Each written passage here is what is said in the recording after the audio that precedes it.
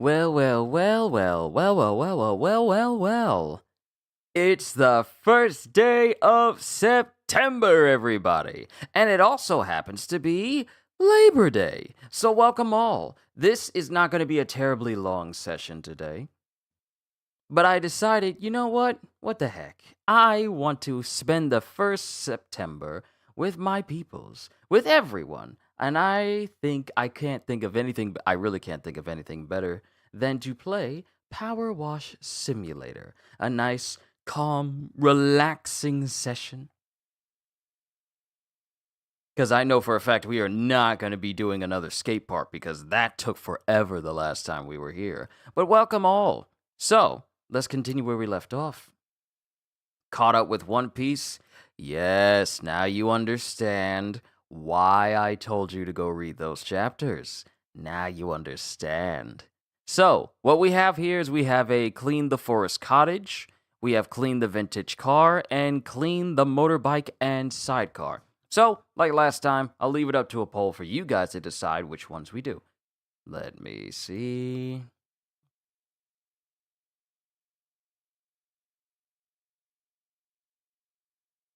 So let's see. Vintage car, forest cottage, or motorbike.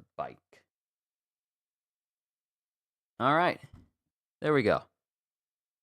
So I really do. I leave it up to you guys. Make it an interaction so you guys get to decide what we do for this session. But yeah, that's the reason why I told you to catch up on the chapters.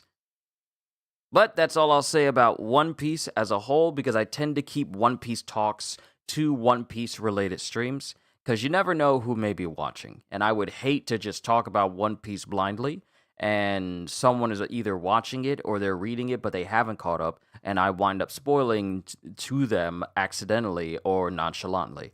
So, yeah, that's all I'll say about One Piece at this time.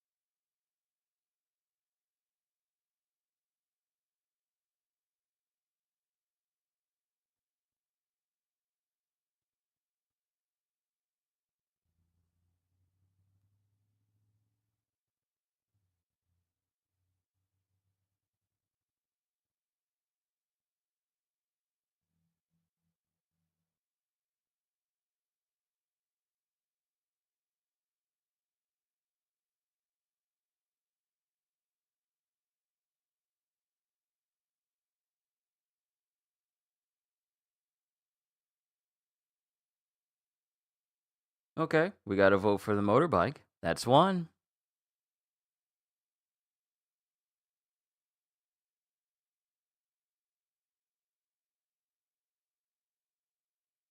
I'll give y'all an extra minute.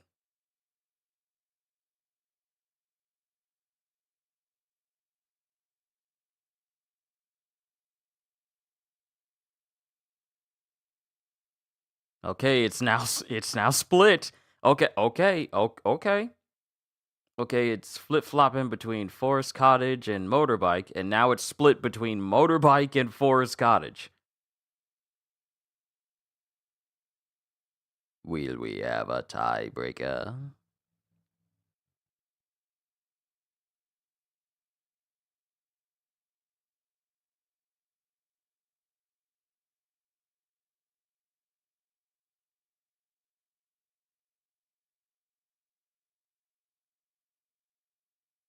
If not, I'll just flip a coin. Yeah, I'll flip a coin. Let me grab one. Let me grab like a full dollar piece. Because I happen to have one of those.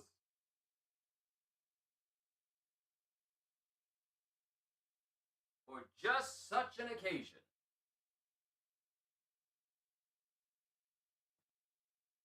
All right. Forest Cottage and Motorbike. Heads, it's Forest Cottage. Tails, it's Motorbike. Oh, I got to do that again. It fell off my hand.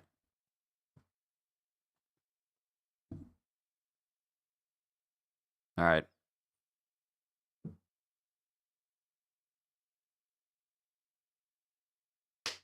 Okay. Tails. Okay, motorbike it is.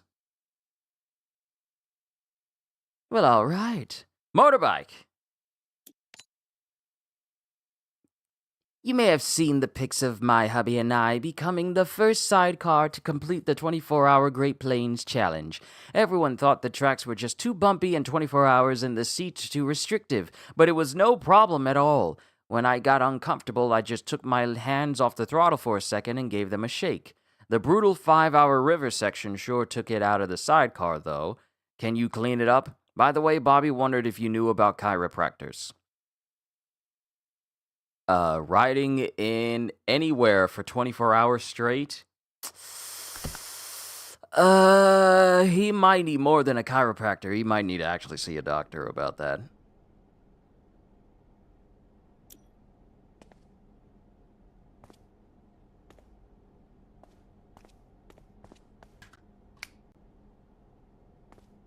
But thankfully, I got myself a much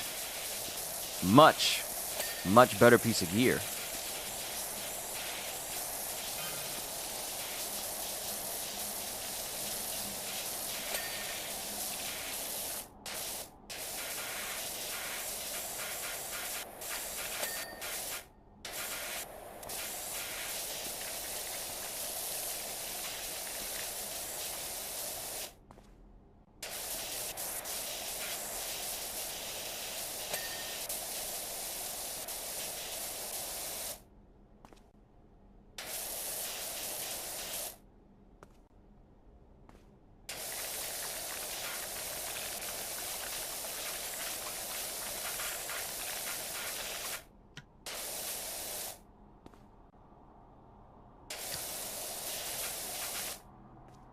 Okay, what was the button? Okay, there it is. Oh wow, it's actually really in the spokes.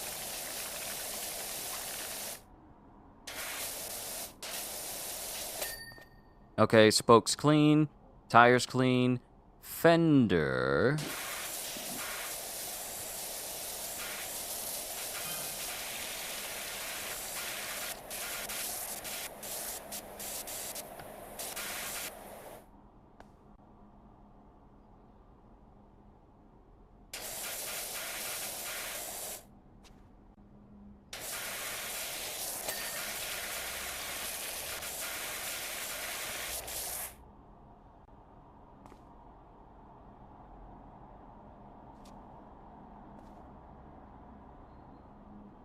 What piece am I missing?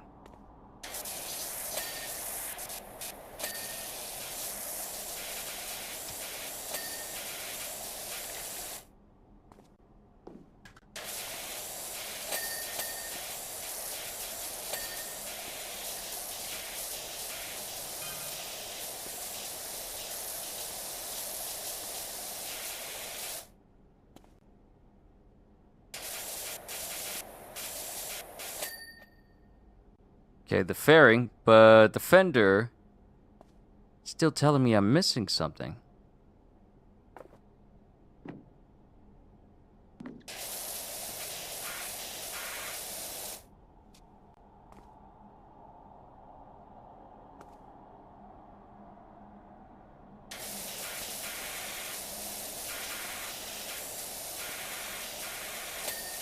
Okay, fender's good. We can move on. That thing was annoying me. Trying to figure out what was dirty and what wasn't.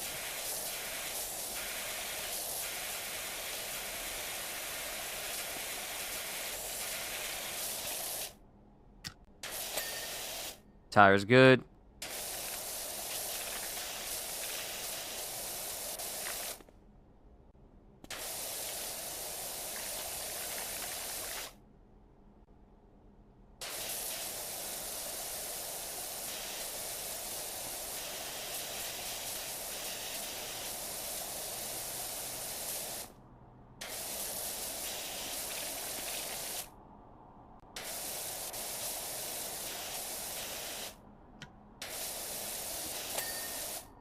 Okay, that's one exhaust.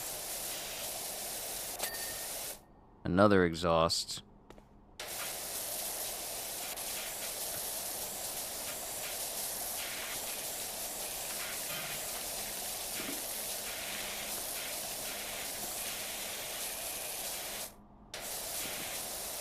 My question is, why do people let their stuff get this bad? Why do y'all say, oh, it got this bad, but can we get someone else to do it? Y'all lazy. Y'all are lazy because y'all don't want to clean y'all stuff.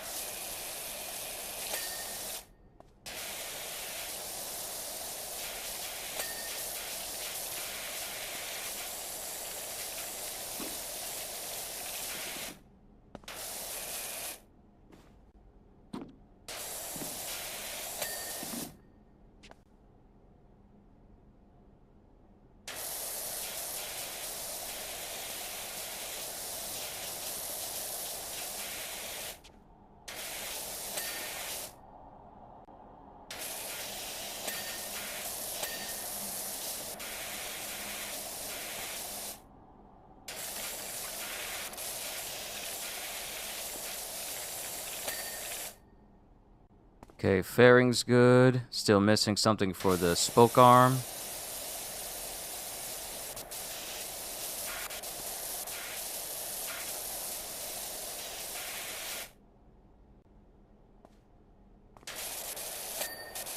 Windshield's good. Oh, snap. That whole inside.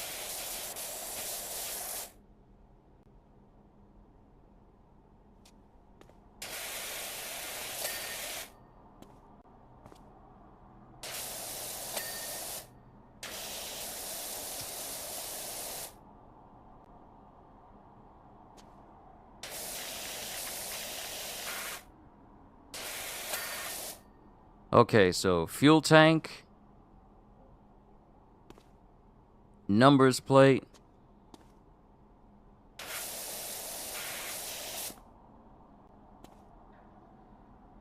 Oh, behind it.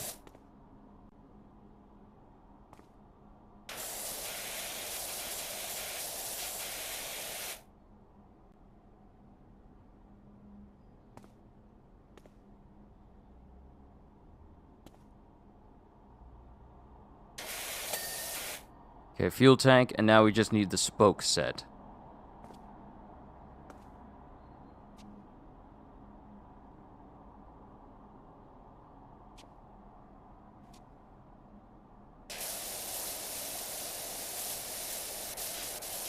Okay, it's here. There we go. Raking it in. Earn 50 stars in career mode. Alright, that's another one down. We did our job. Onwards to the next one.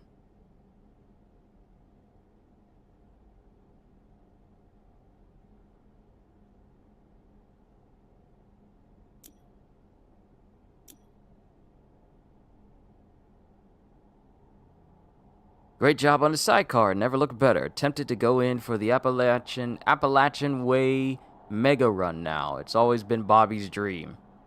So what makes it mega? But we're done with that. So, next on the other poll, it was Forest Cottage, and I got a couple of votes as well. Let's do this one, and then after that, it'll be the vintage car. I am so excited for this week and also next week. I'm excited for Silk Song players. Well, 6 Silk Song people who wanted Silk Song after so long after Hollow Knight. The fact that it is dropping literally this week is not only insane, but also very, very cool because people have been waiting for it forever. Whenever there was a state of play, people were waiting for it. Whenever there was a Nintendo Direct, people were waiting for it. Whenever there was even an award ceremony or a gaming event, people were saying, please, where's Silk Song? Where's Silk Song? And now Silk Song is dropping this week.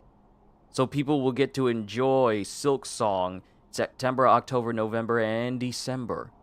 Instead of it being late September, which would have hurt, they're dropping it within the very first week of September, which is going to do wonders for the devs, because everybody and their mama is going to be playing it.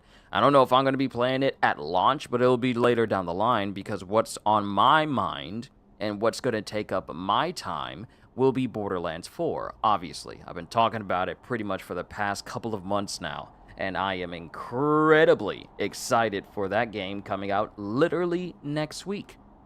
Another thing is that Cyberpunk is teasing something for the 4th as well, and I'm kind of wondering what that could possibly be, given the fact that Silk Song will be releasing on that same day. So it might actually get overshadowed by Silk Song, because Silk Song is literally the closest thing to a big gaming event that we'll get outside of Grand Theft Auto 6. And for me personally, it's up there with, Borderlands 4, because I've been looking forward to that one for a very long time. Pretty much as long as I've been looking forward to Donkey Kong Bonanza, and that game was amazing. So, we'll see what happens on the 4th. But clean the forest cottage. We are two humble confectioners, brother and sister, living on our own deep in the woods of the national park, and there's absolutely nothing strange about that. We are also the creators of the finest gingerbread ever to grace the county. This is Hansel and Gretel. HNG Hexenjäger. Hansel and Gretel Hexenjäger. Okay. But to stay on top, we need constant reinvention, and our dream forest home has become a grubby grotto, affecting our ability to dream up wonderful new recipes. Can you come and restore our cottage, and with it our creative flow? Danke! Oh wait, I gotta read it in an Austrian type voice. We are two humble confectioners, brother and sister, living on our own deep in the woods of the national park, and there's absolutely nothing strange about that. We are also the creators of the finest gingerbread ever to grace the county. But to stay on top, we need constant reinvention. And our dream forest home has become a grubby grotto, affecting our ability to dream up wonderful new recipes. Can you come and restore our cottage and with it our creative flow? Danke! There we go.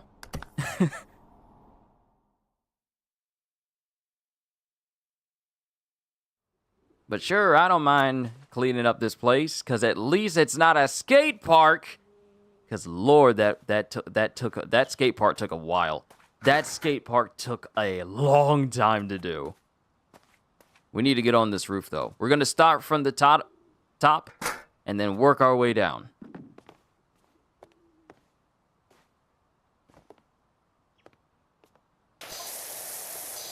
I know it's natural for people to be suspicious, but we really are who we say we are. Why are you telling me that, though? Hold on. Hold the phone. Why are you telling me we are who we say we are?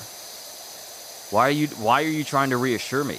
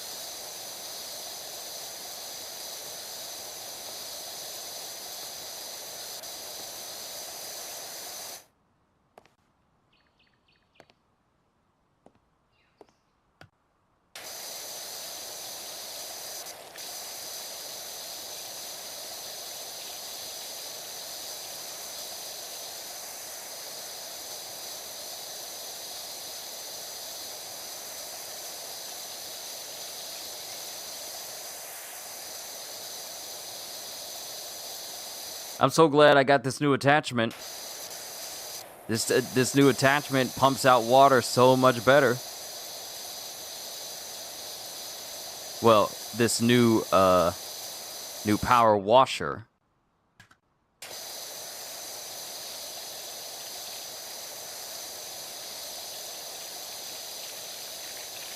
I will say this, the power washer dude that we have got some good shoes for him to not be slipping on this that pretty much everyone would have slipped off and fell from the house already. Because let you try and stand on a roof this steep in real life. Nah, it's going to be over. It's all over except for the crying.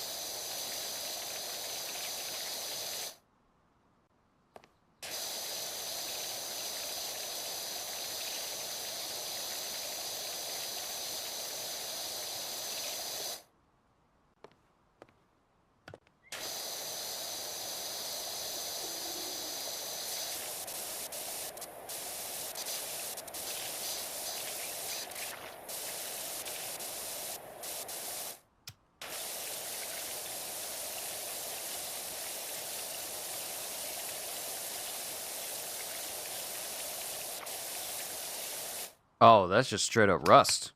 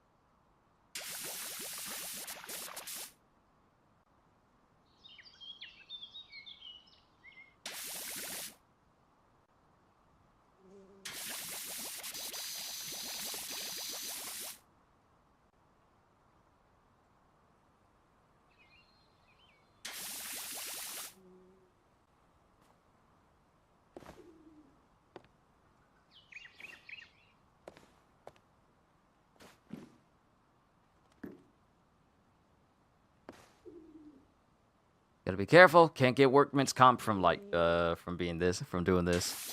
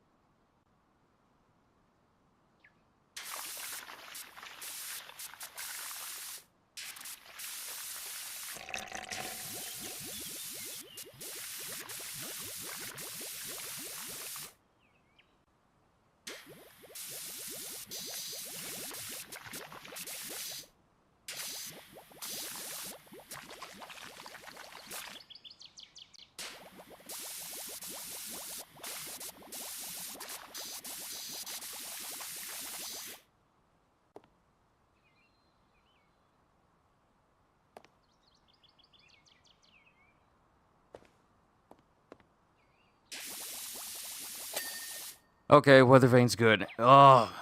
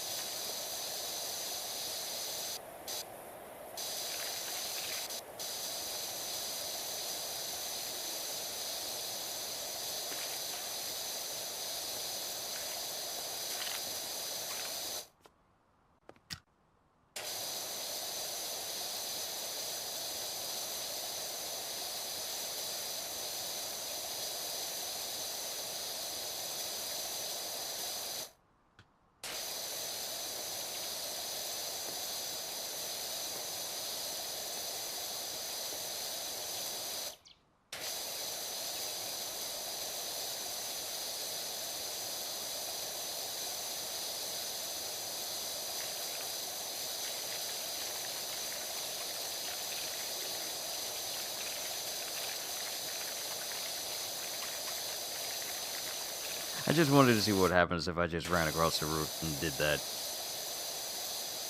Not very professional.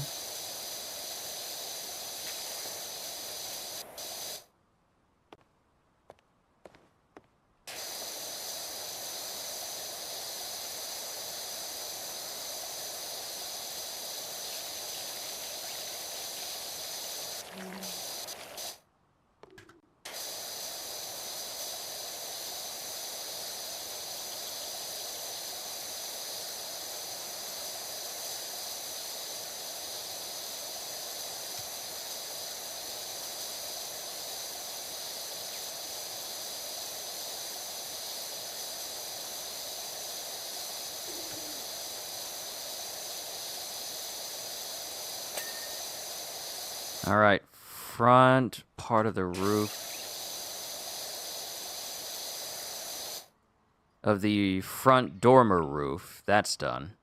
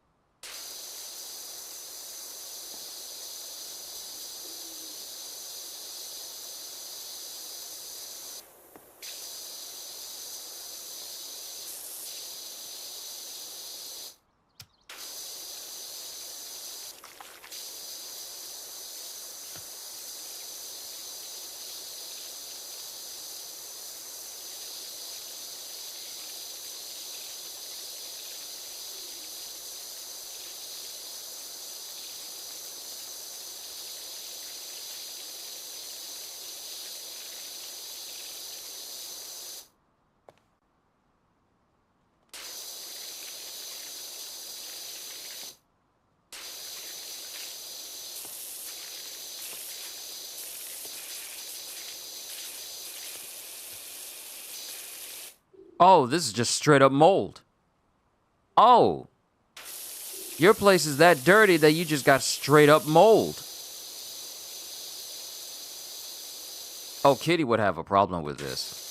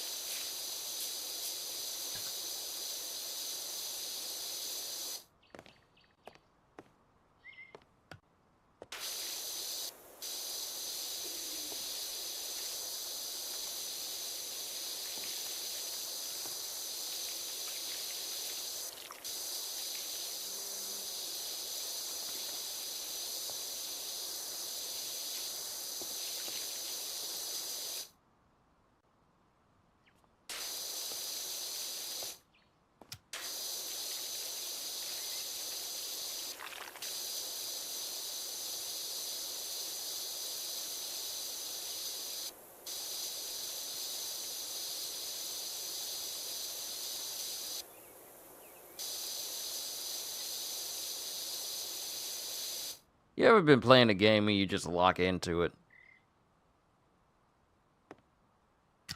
That nothing else matters except for doing this one particular thing?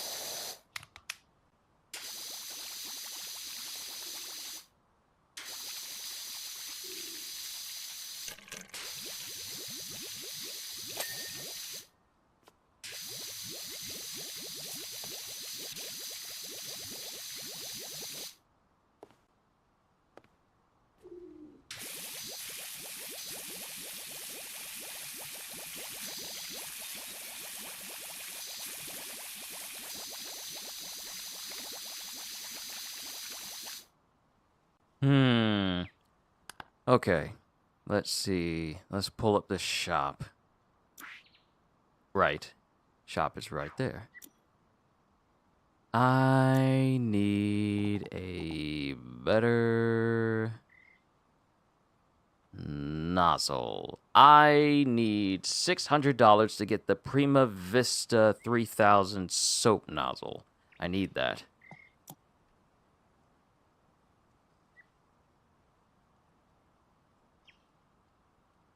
I wonder if it holds soap better than this one that I'm currently using now. Let me see the description of this one. Used with cleaning liquids to rapidly cut through all dirt types. Doesn't exactly say.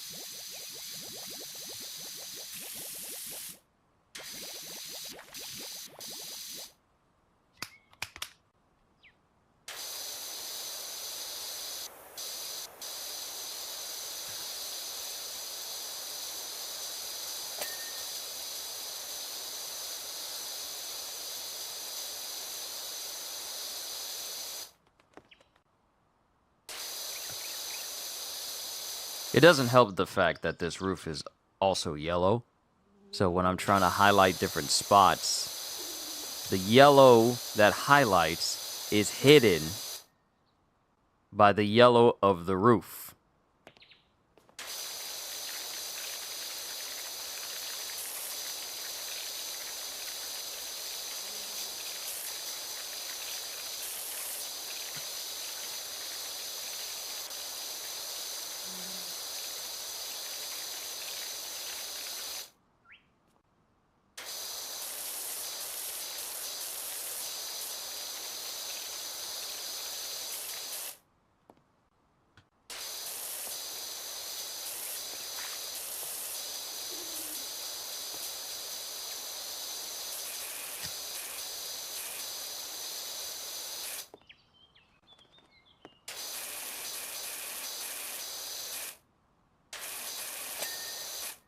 Windows good.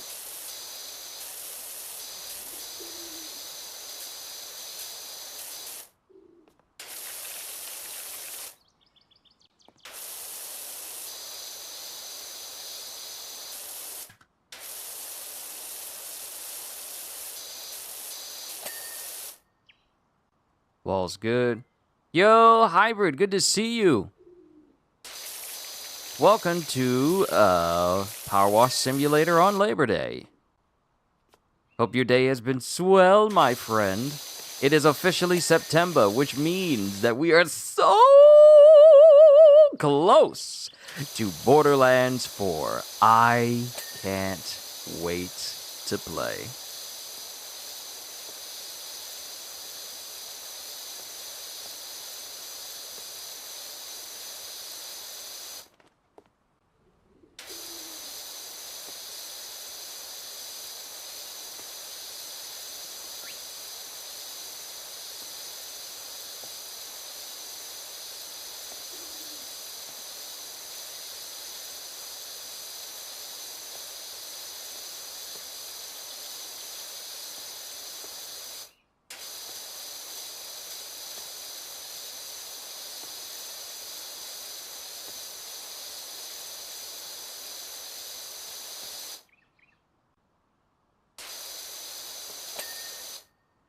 All right, frame is good, cap is good.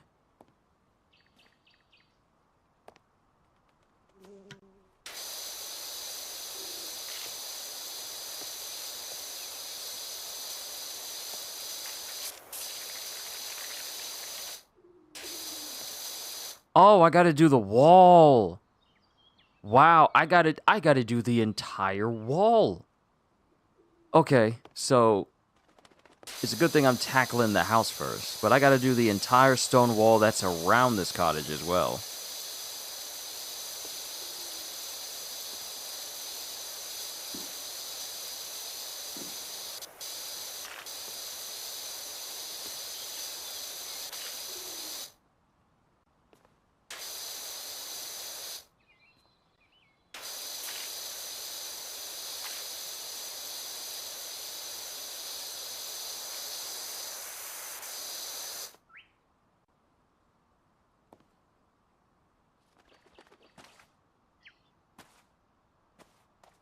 Oh, no wonder I was moving slowly. I was still crouched down. I was wondering why I was moving so slow. I was still crouched.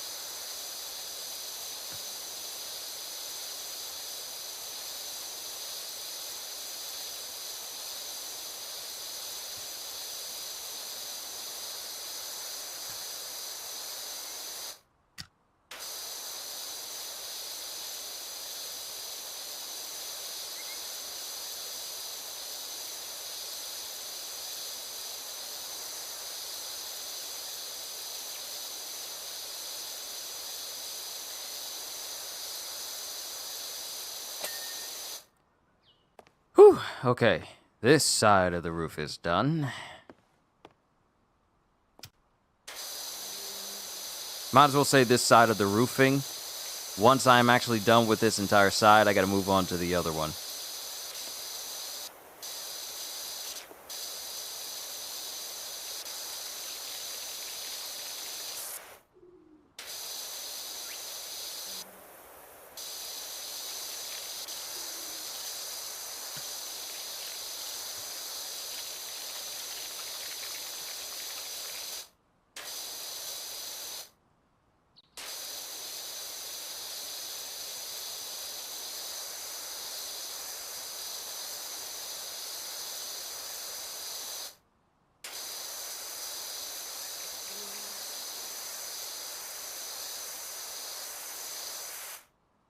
Oh yeah, this is a much powerful machine. Able to get those tough spots from a distance. Grateful for that.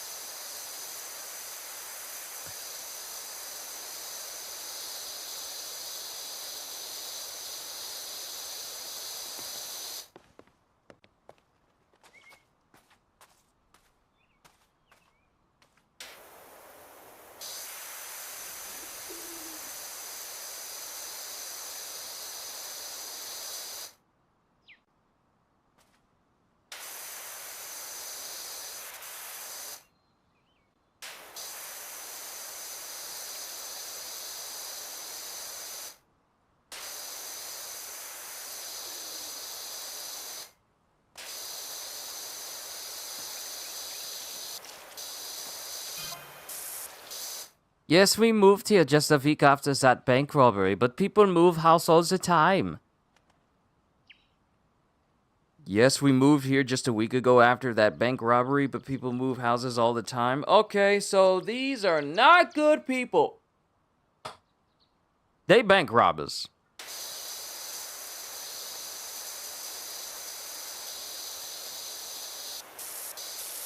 I think we're cleaning the house of criminals.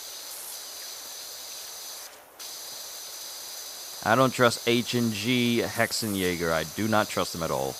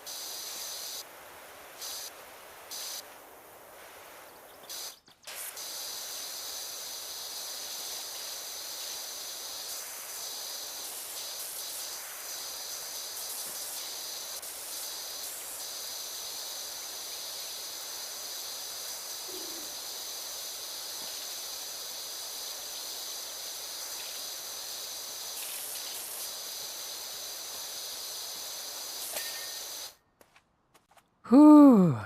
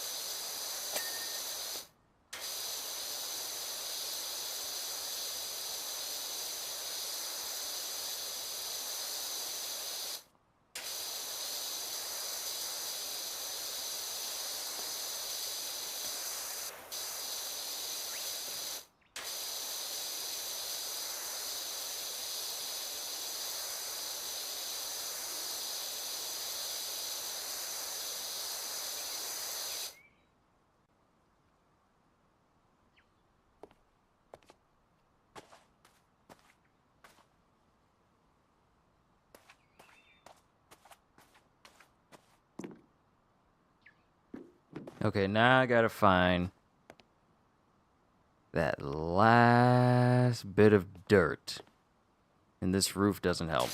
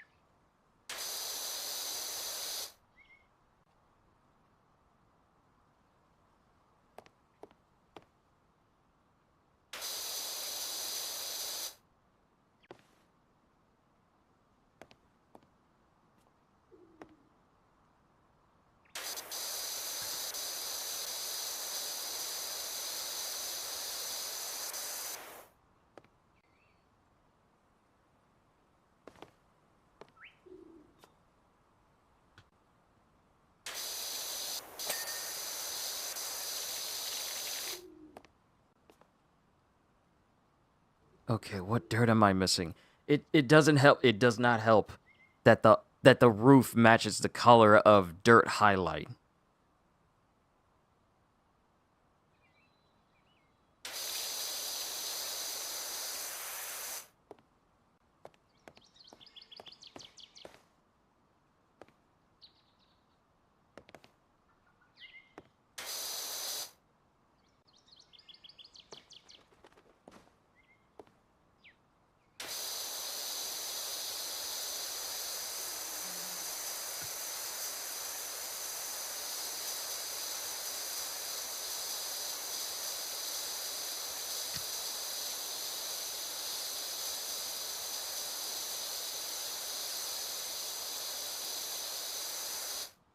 Okay.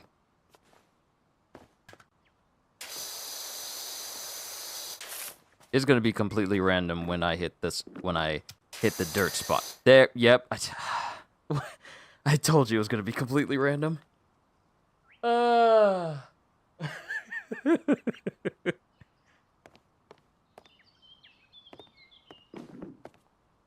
right, next would have to be all of that right there.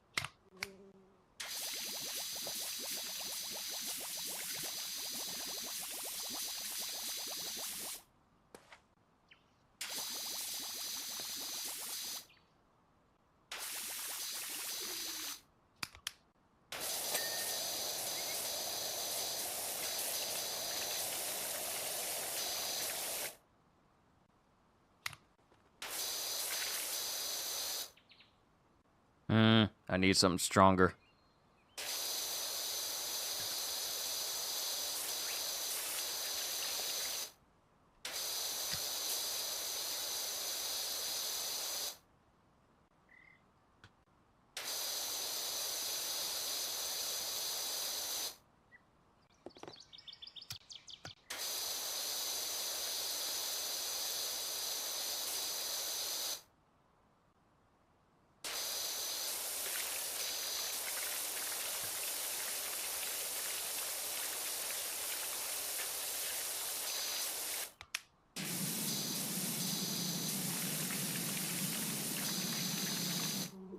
Oh, that gets it. Okay.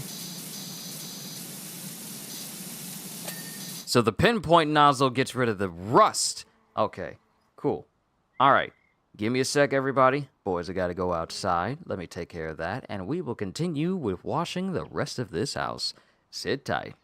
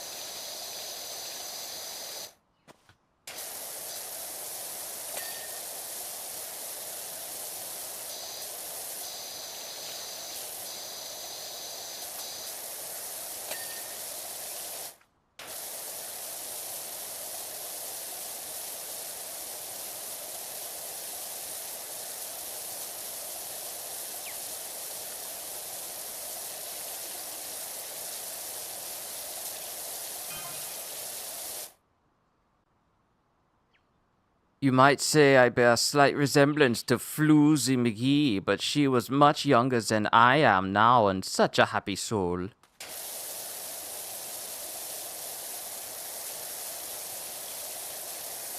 I don't trust these people. I really don't.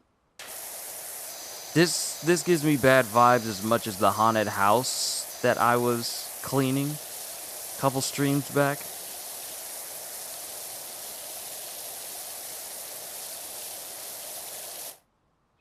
I don't trust them. I don't trust them at all.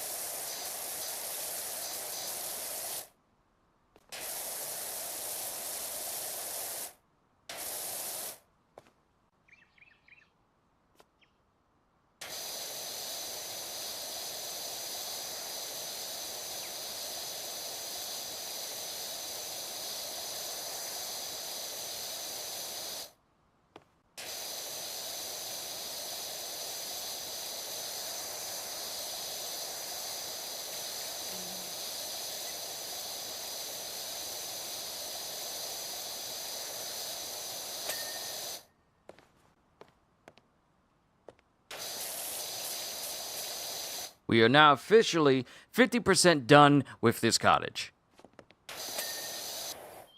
You know what would be really scary? If one of the places I have to clean is an actual mansion. I think I'd pass out if that was the case. Because that would definitely be an endeavor to clean an entire outside mansion.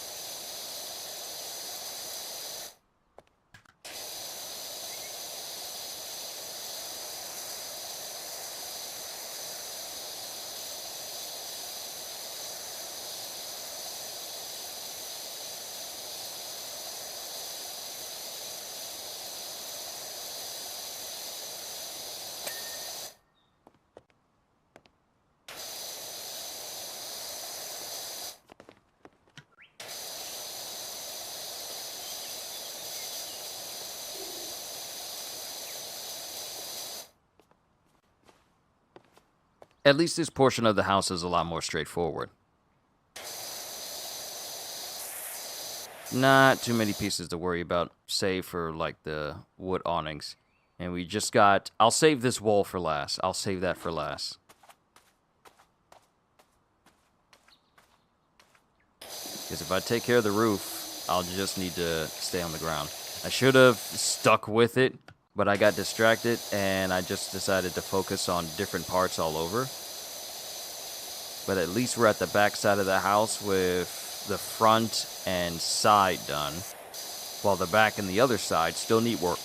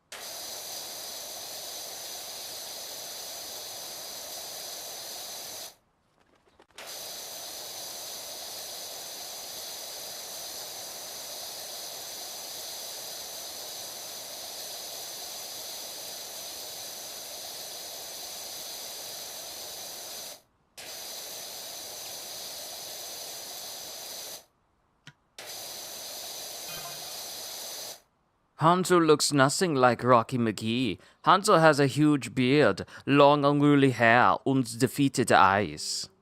Hansel doesn't looks nothing like Rocky McGee. Rocky was a young, clean-shaven, handsome, and with such spirit. I think we need to hurry up and clean this place. Something about these people gives me a very bad vibe. Oh, we're part of we make the best gingerbreads ever. But why are they talking about these people with their perfect appearance, clean-shaven, handsome, and with such spirit? What do you mean with such spirit? How do you know he has that much spirit? Is there something you want to tell me?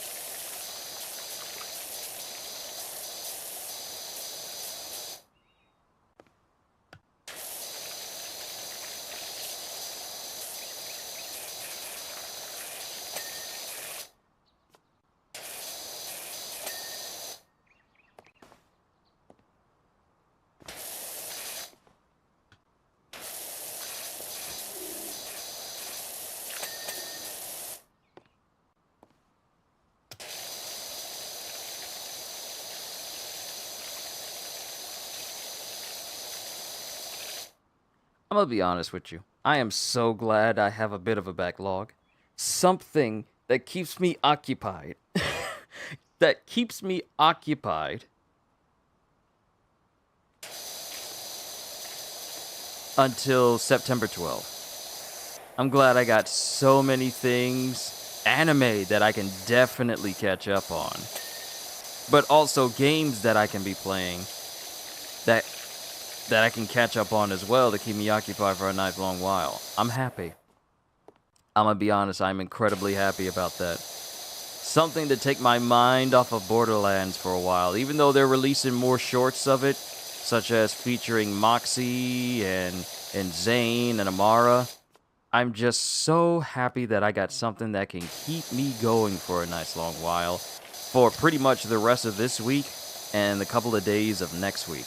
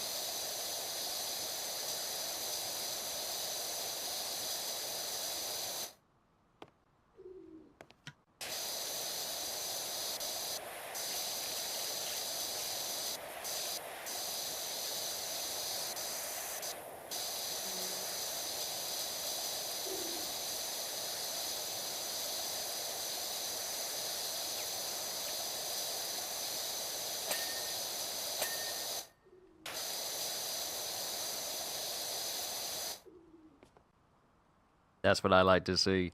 So much progress with cleaning.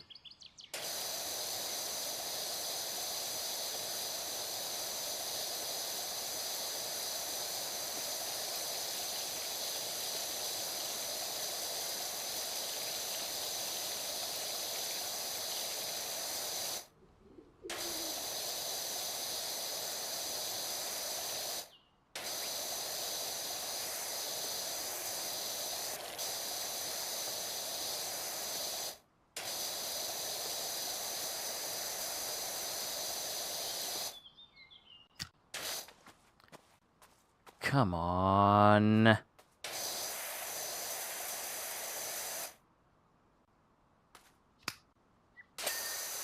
Okay, that's done. All that's left is just this, these walls, and then the side, and then the house is done. And then I gotta clean the entire exterior wall around here.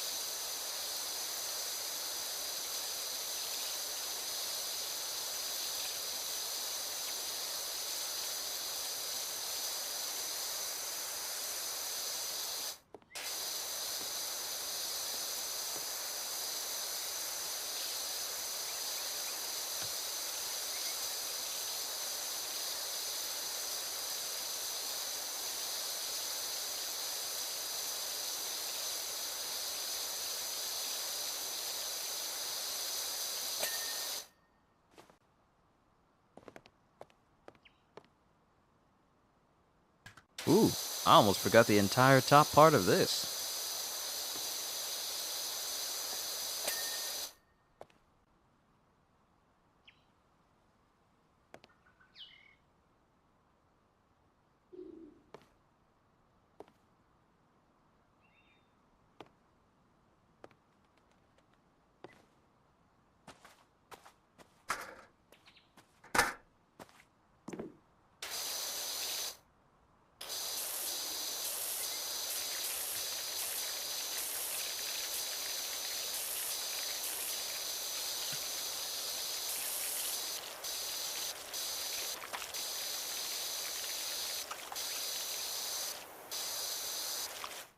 Yo, Ravi, good to see you. I've been cleaning this house for quite a while. But we cleaned a motorbike. We got a vintage car after this.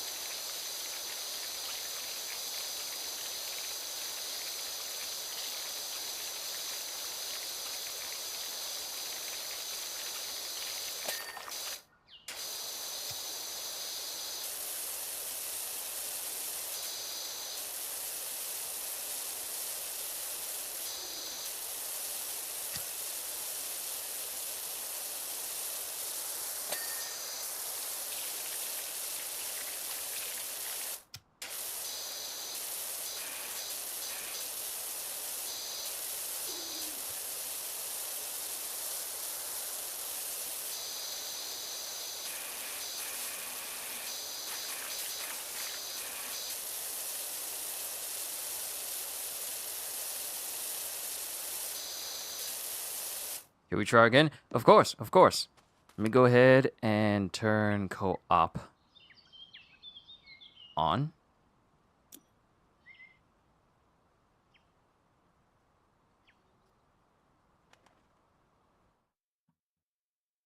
Then invite a friend. Oh, wow. I forgot to set it to the correct game. My bad, everybody. Hold on. Let me correct that.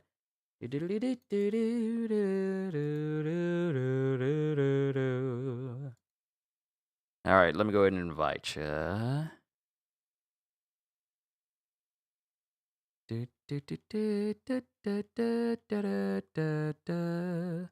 Dum dum dum dum dum.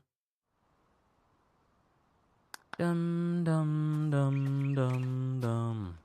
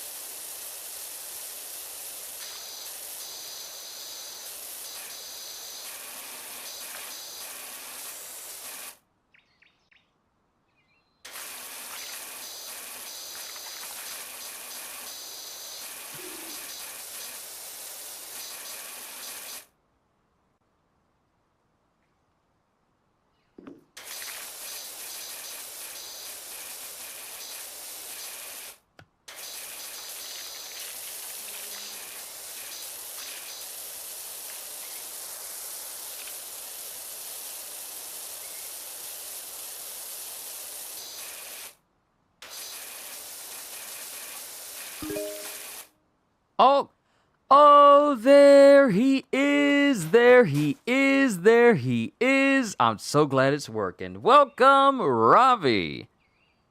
You probably might be hearing this audio a little delayed on your end, but yeah, it's good to see you. Okay, so let me go ahead and move this ladder off to the side.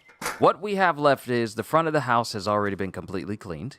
What we have is just this back half of the house, meaning the wood framing that's pretty much along this half of the house.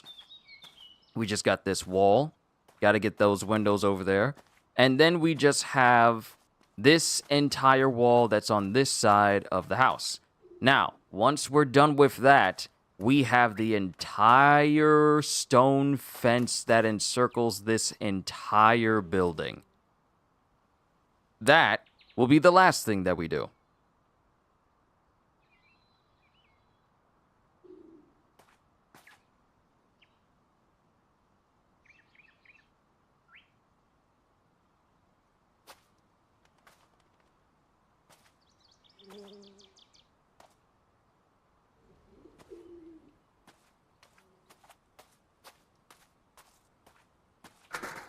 What should you do? So here's the game plan. Cool. So here's the game plan. We will still tackle, because I've been washing the back half of this house.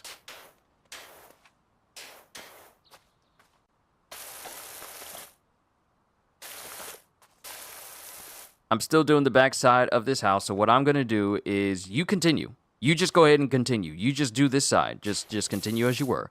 I will handle the rest of the back side of this house.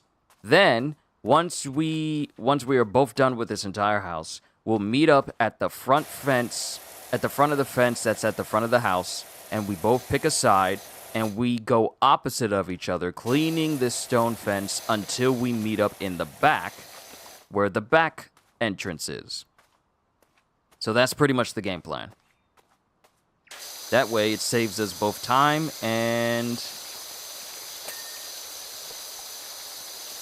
we'll be able to move on to the next cleaning. The next one is going to be a vintage car, so that's definitely not going to take us long, especially with another person here. Oh no. It's not going to take us long at all. Good to have you here, Ravi. I really do hope your day has been great today.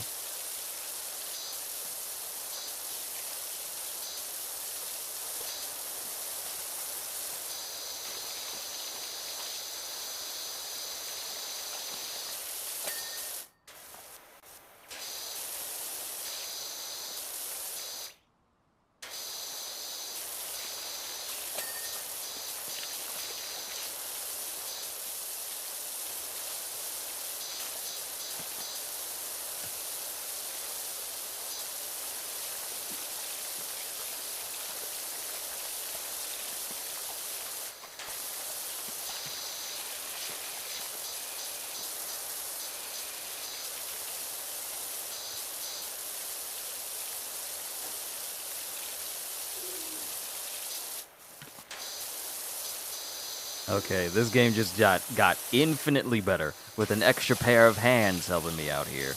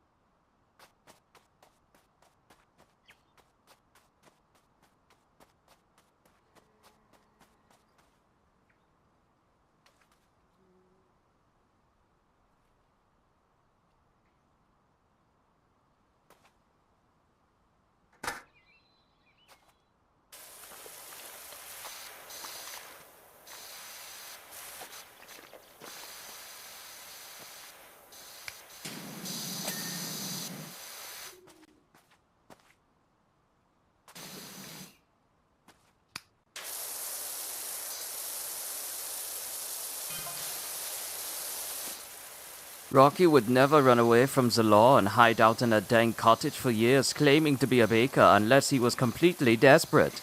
Oh yeah, these people are robbers. They're thieves. I knew you couldn't trust them. I knew it. I knew it. The moment they started talking about how great and they started talking about how the bank robbers, how good they looked, and how they had such good spirits and whatnot, I knew something was wrong. I knew something was wrong.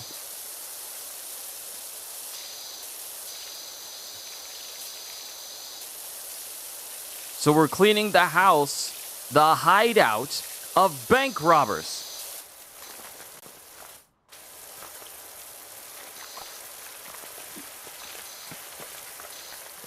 This was under the dirt?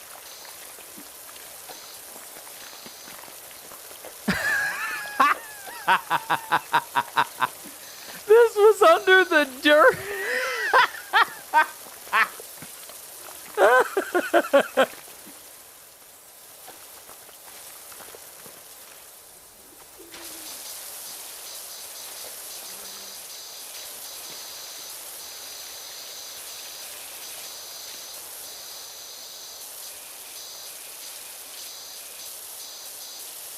First of all, why would you draw graffiti of your crime on your wall?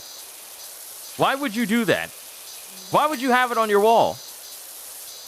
And if you didn't, then why would you have people come over to your house to clean it, to then uncover that? If you did do that graffiti, but then let dirt accumulate because you didn't know how to get it taken off, why would you go out of your way to call people to clean your house, which could then uncover? Are these like the Marvin Harry sticky bandits of bank robbers? You don't get this, stupid. You don't get this kind of bank robber, stupid. That is silly.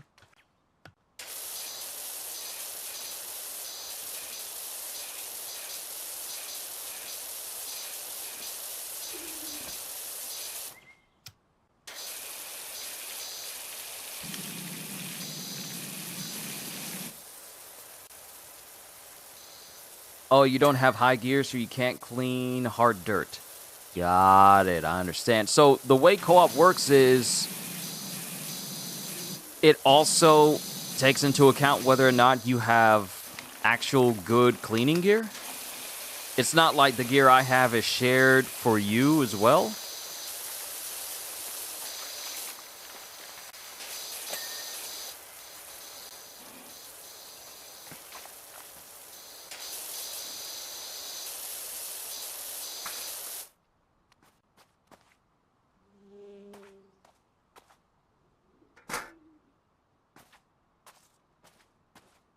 I was wondering where I got jostled so quickly.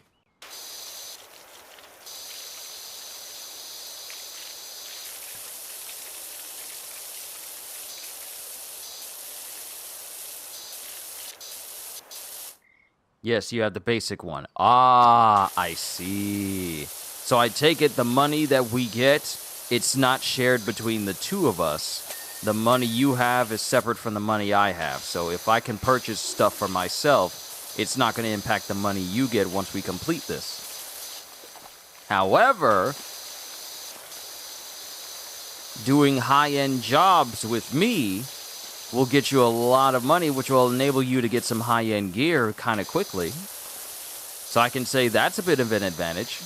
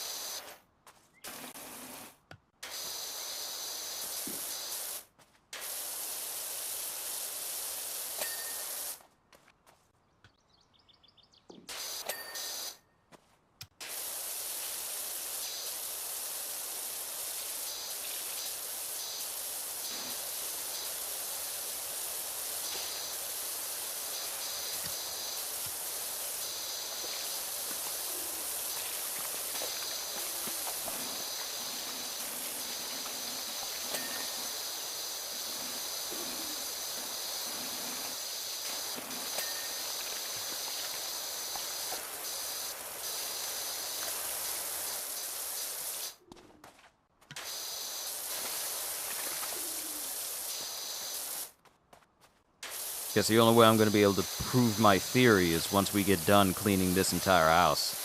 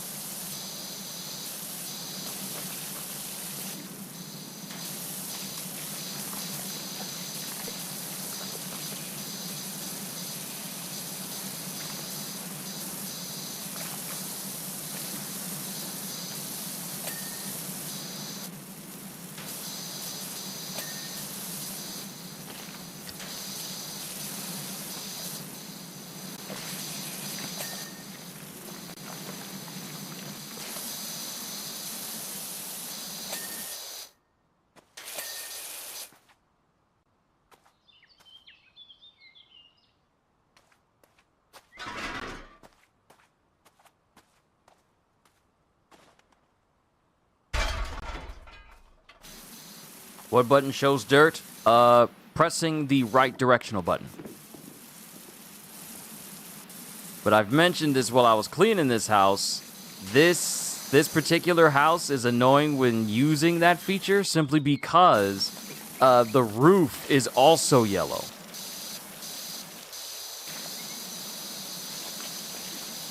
So it was kind of tricky, and I'm glad I actually finished cleaning the roof before you got in. Because not being able to see that.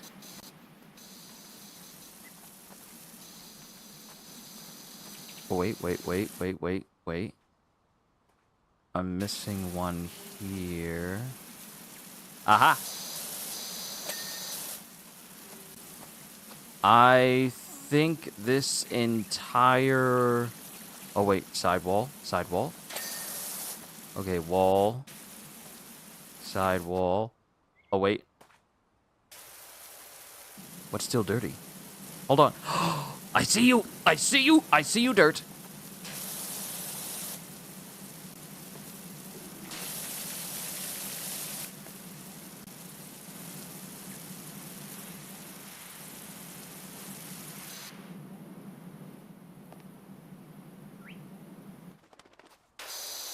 Oh, I missed this entire thing.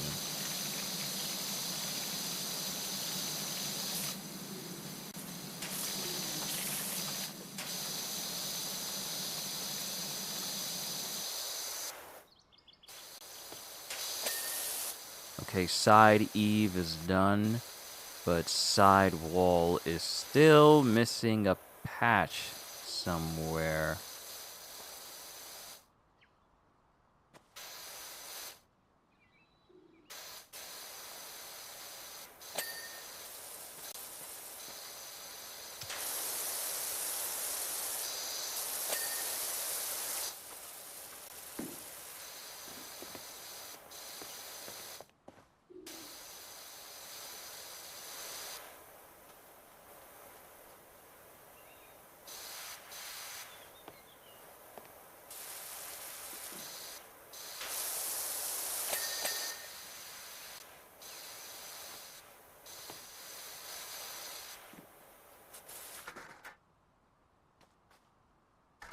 Okay, cool.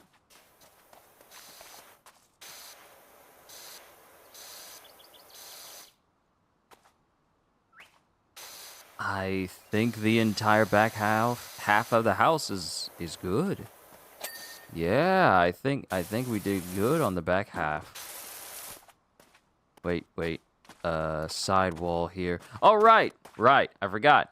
Gotta get rid of the graffiti. Hold on, I'll take care of this. Switch over to the soap.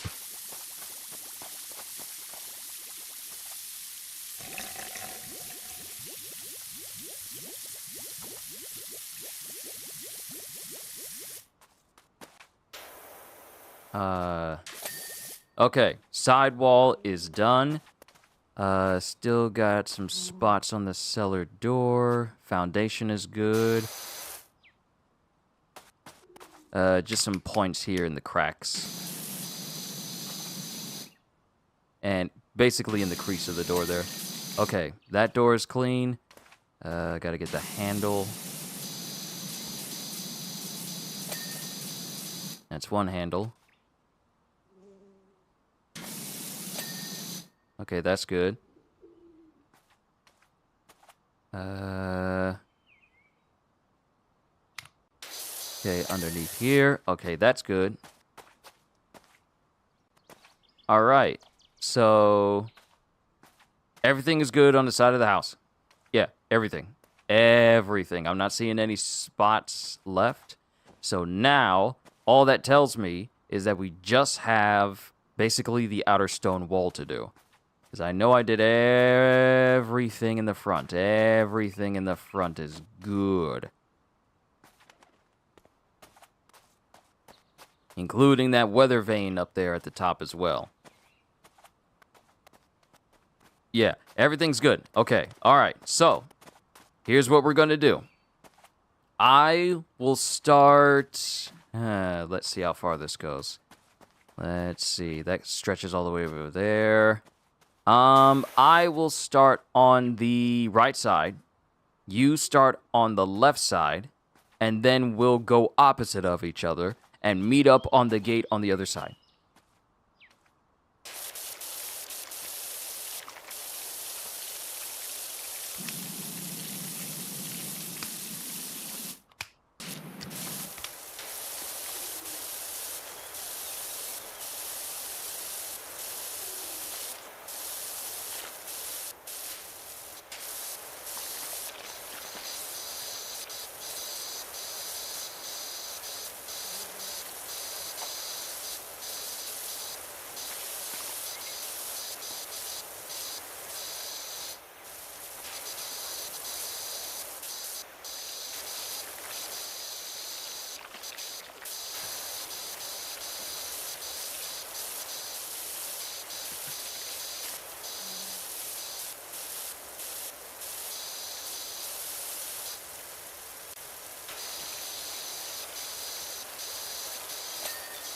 All right, gate's good.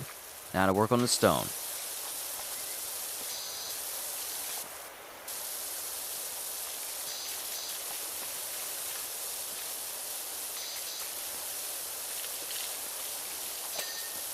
All right.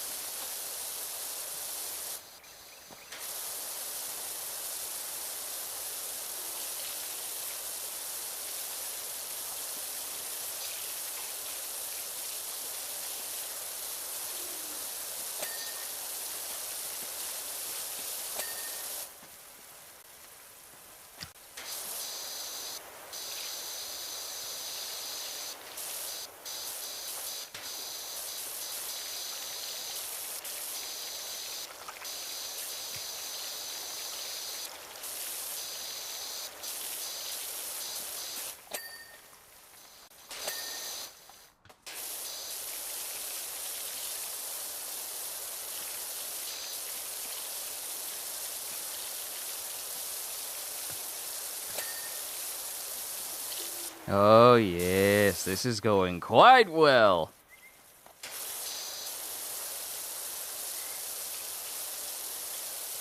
See, it's one thing to play a game by yourself, but it's another when you have a friend with you.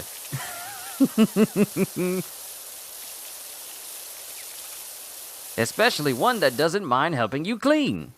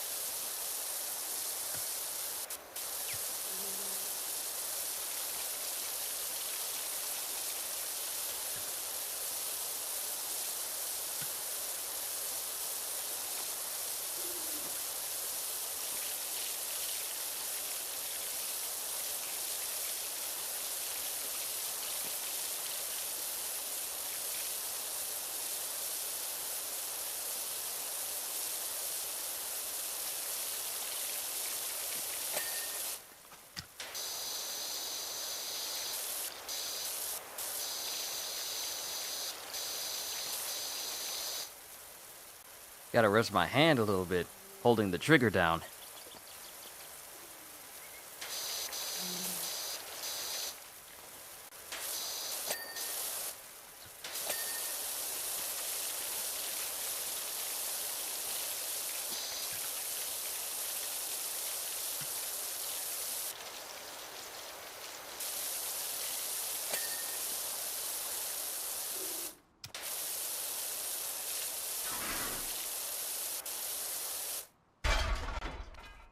Ah, sorry about that.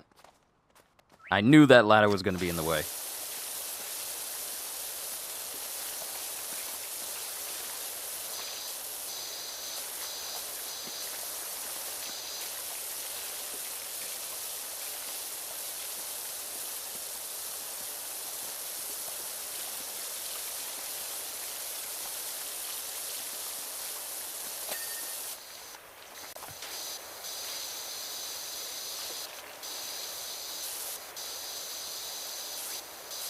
Me personally, I'm saving up for the final upgrade, which I think costs 2,000.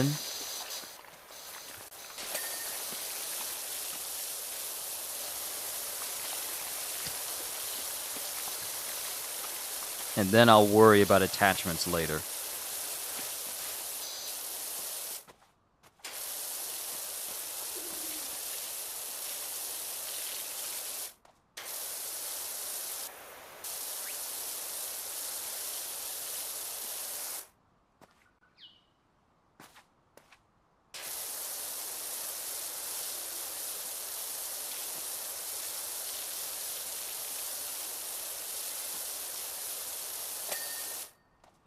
Okay, so now it's saying that we are missing back gamble roof frames.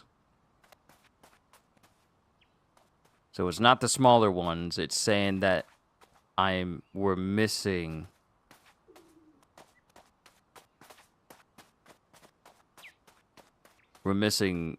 one of these.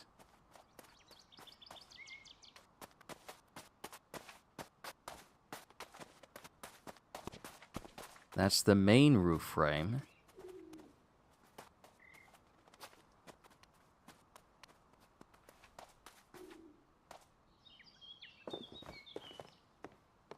Okay, so that's side gamble. This is back gamble. Back gamble roof cap. Back gamble roof. Back gamble. Oh! Okay. Okay. All right, now timber frames.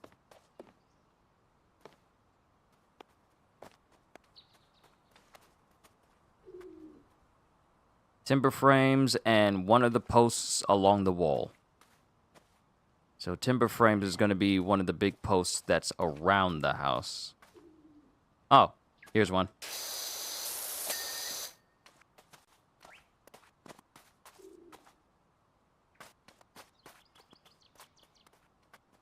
Still saying I'm missing one.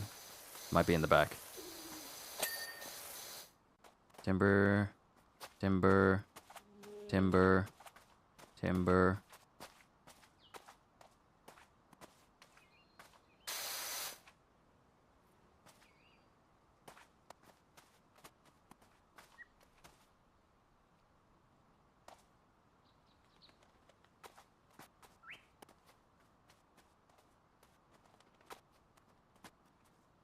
Oh, that also means like the timber frames that's on the bottom of the house as well. That's going horizontal. Oh, never mind. I found it.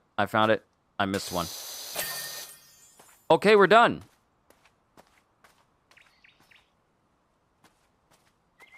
All right, we did it. We did the job. Where are you at? There we go. Yeah, we did it. Job complete. Whew.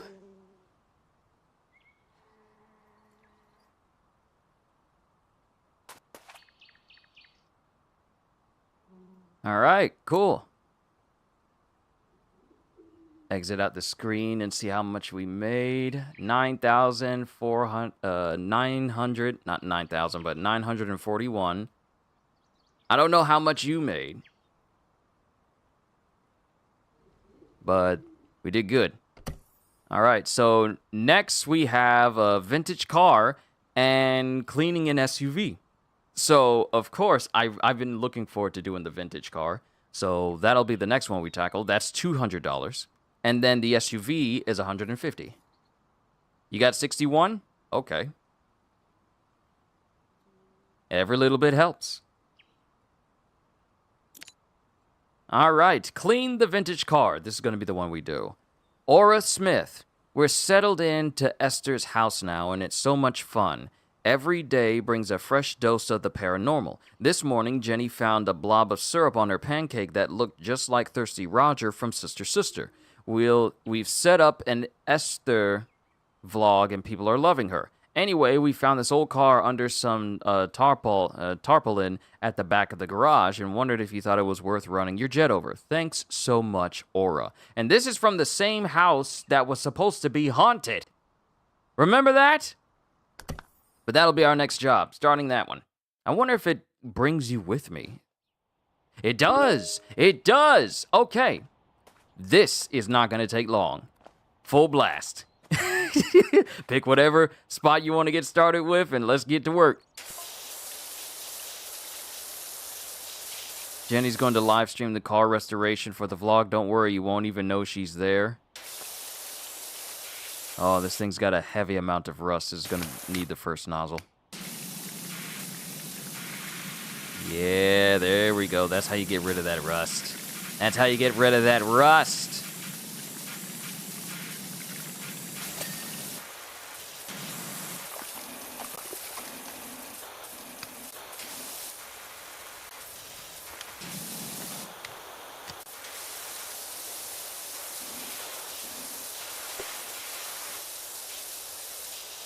Oh, pretty you, chitty, chitty, bang, bang, chitty, bang, bang, we love you. And our pretty chitty, bang, bang, chitty, bang, bang, loves us too. Near, far, in a motor car, oh, chitty, we depend. Bang, bang, chitty, bang, bang, our 5-4 fendered friend. Bang, bang, chitty, bang, bang, our 5-4 fendered friend.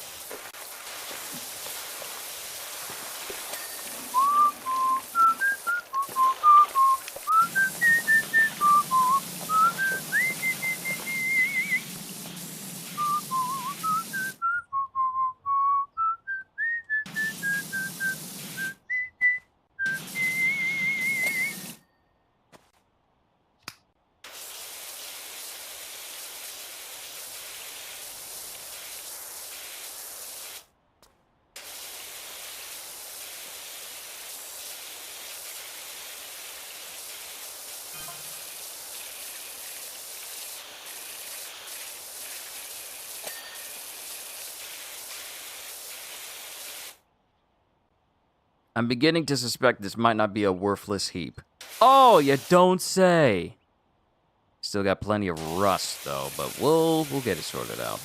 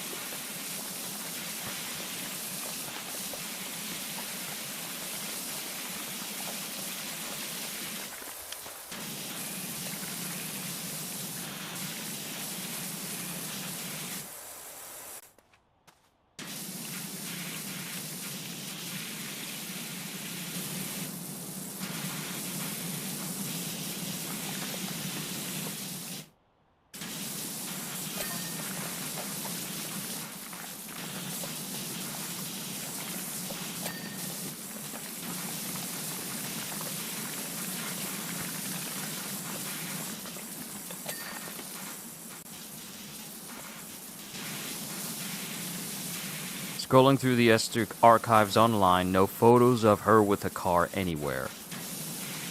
Did we just get the Christine of ghost cars? You know what, Ravi? I don't know if washing this thing is a good idea.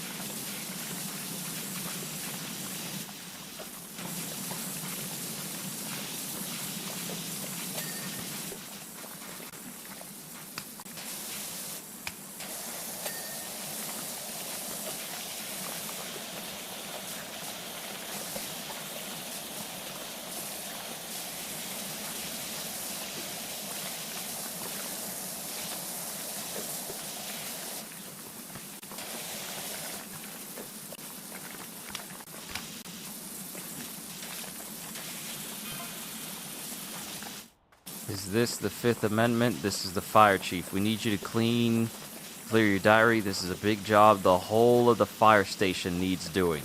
An entire fire station? Ah! Turns out this car was in Esther's last film, driving me nuts. An entire fire station?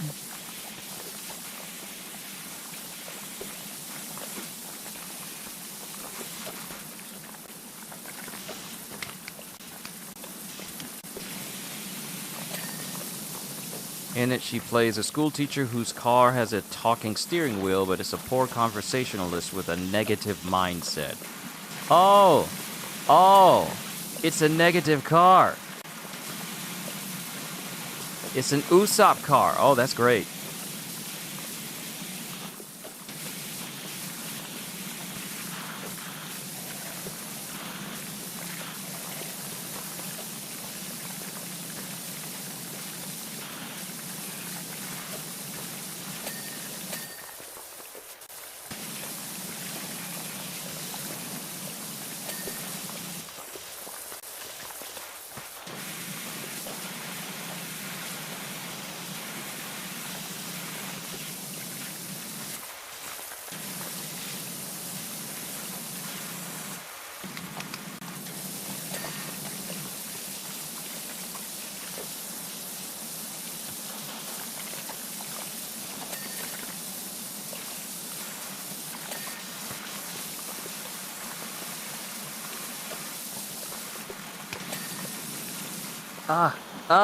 You hate it when the side of your nose itches when you're trying to do something.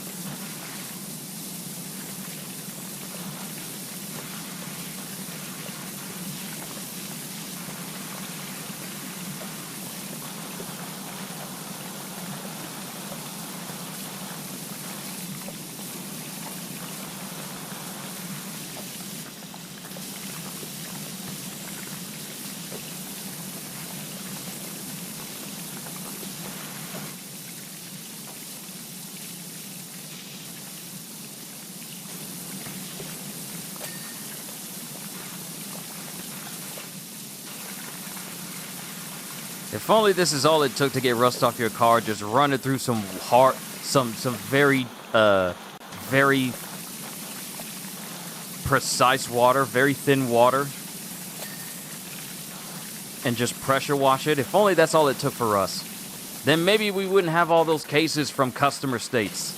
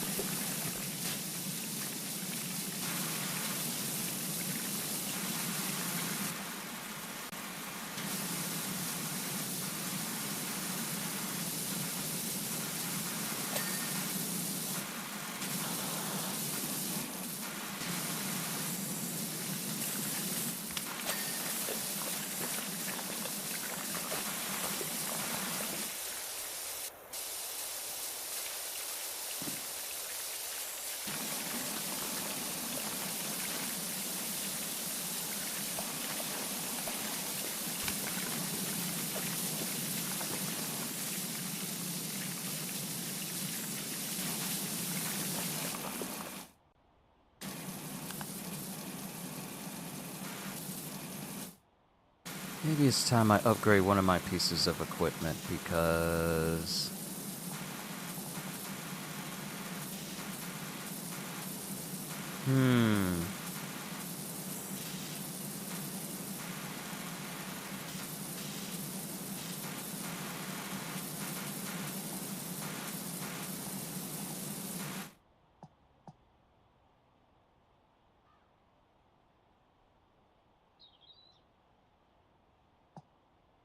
Okay, let me see. I got the Prima Vista 1500.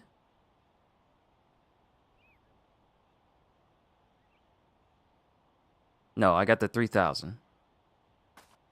I got the 3000, so I need power washers for the 3000, attachments for the 3000. I am going to get, and which nozzle am I using here? Sorry, I'm just looking at the cleaning screen.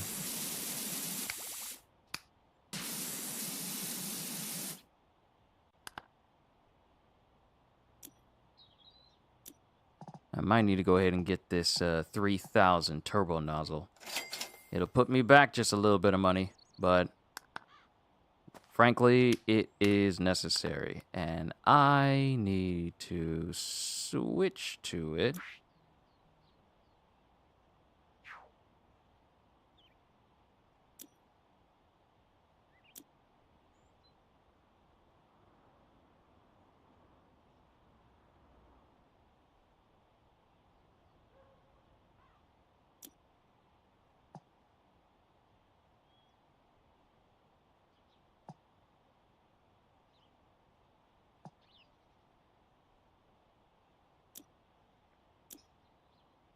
Can't even upgrade in my game? Oh. Oh, no.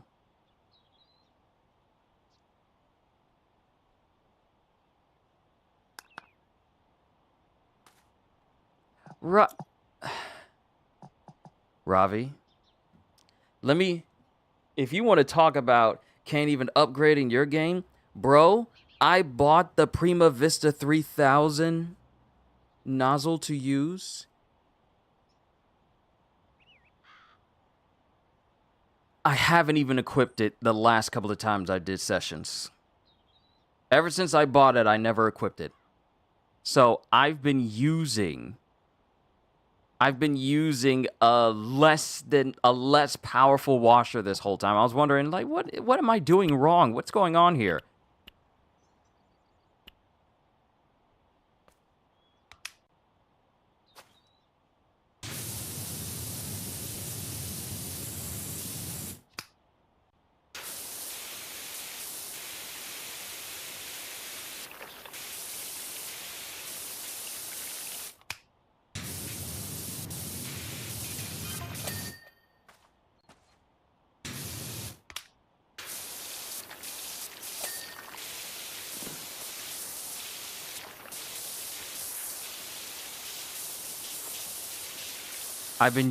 Ravi, I've been using a less powerful washer this whole time. We could have gotten through that house cleaning so much faster.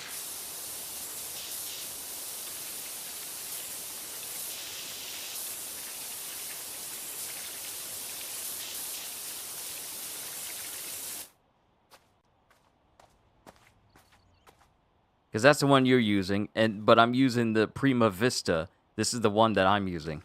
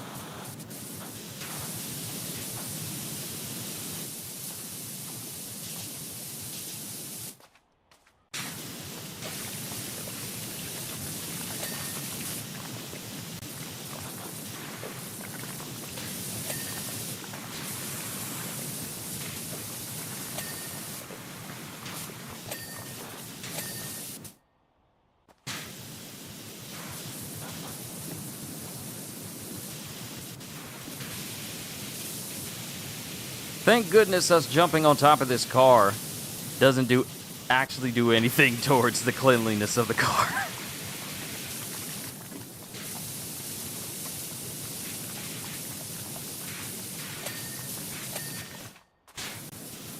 Okay, awesome. Let's see, what do we got? Mud guard still. We still got the mud guard.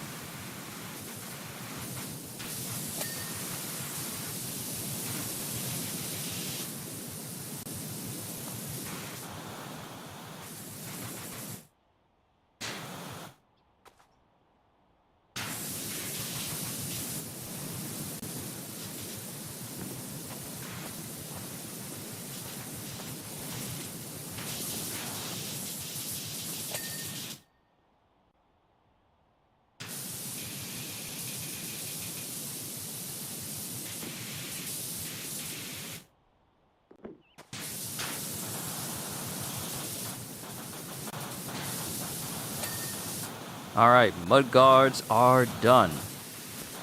Let's see, body.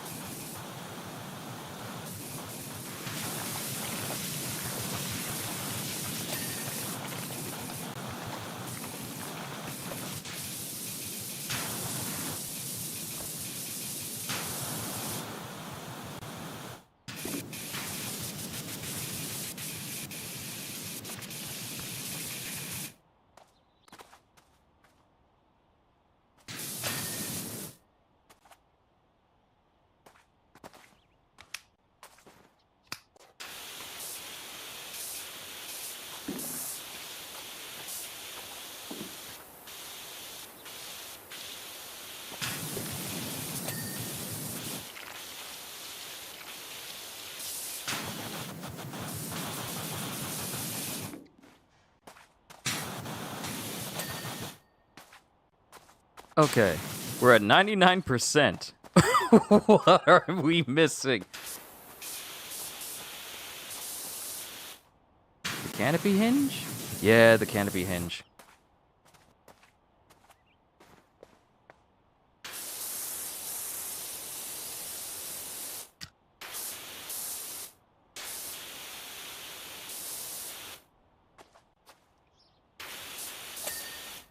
Okay, door handles, door hinges, headlights.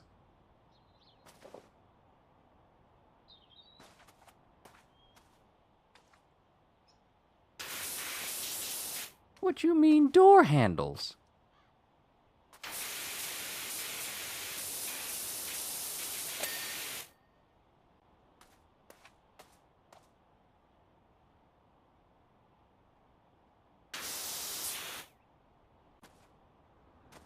Selecting item from menu will highlight it if you can't find it. Wait, you can do that? Since when? What? Since when?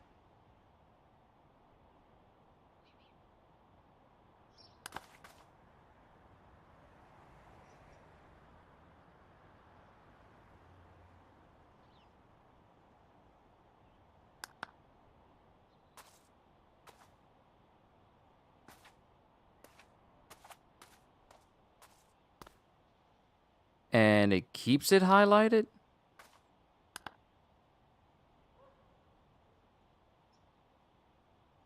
Hold on. Let me go to door hinge. What? What? This entire time? What? I didn't know this.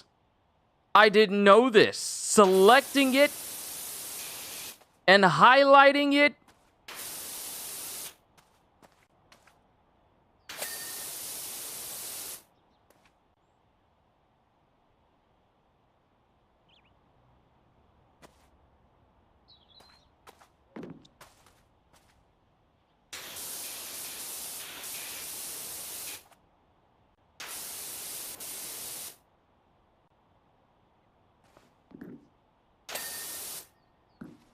I can't believe this.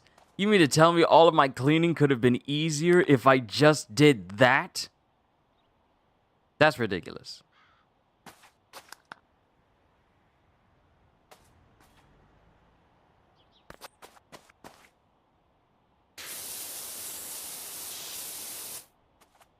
It's literally just this last headlight.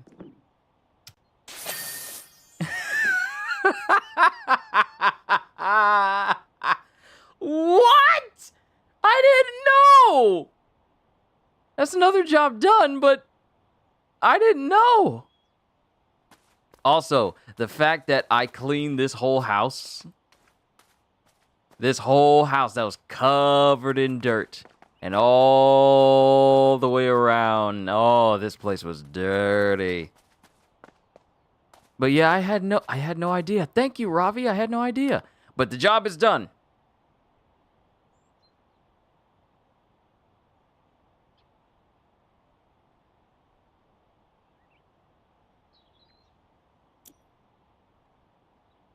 Had to buy a brand new nozzle, but it'll definitely go far. We're settled into Esther's house now, and it's so much fun. Every day brings a new fresh... Okay, we already seen that. Continue. Okay, so we have a firehouse that'll drop 1,100. Benefit to have a friend around. It really is. It really is. So here is what we can do.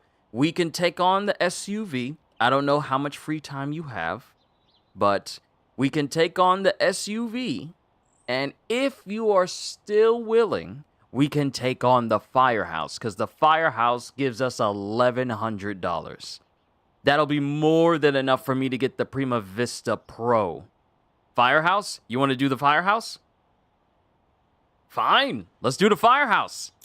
Let's do the firehouse. Denver Drill. Our firehouse is as mucky as a pig pen. Ordinarily, we just break out a few crates of the cold stuff and let the strong arms and hoses have it. But what with being sent here, there, and everywhere in search of the mayor's dang cat, we just don't have the time. I'm messaging you from the lower branches of an oak tree at Great River that I can already see has no cat in it. Your name came highly recommended. Thanks, Denver. Okay, firehouse it is. This'll help me get the strongest washer. Oh, Ravi, hold on, Ravi. We're gonna need to take care of that bigger building in the back. Let's hit that first.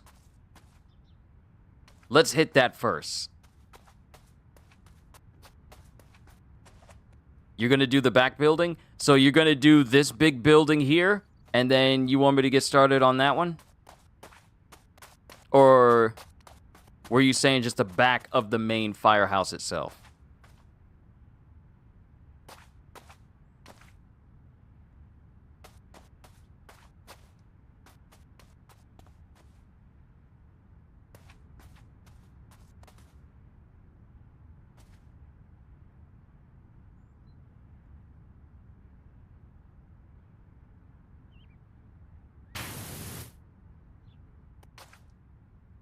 Oh, okay.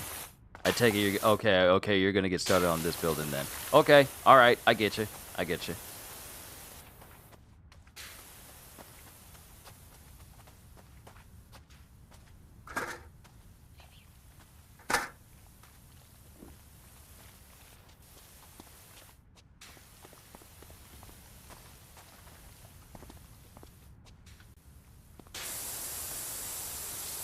Might be able, depending on how many pieces we get cleaned here, I might be able to get that Prima Vista Pro upgrade while we're cleaning this firehouse.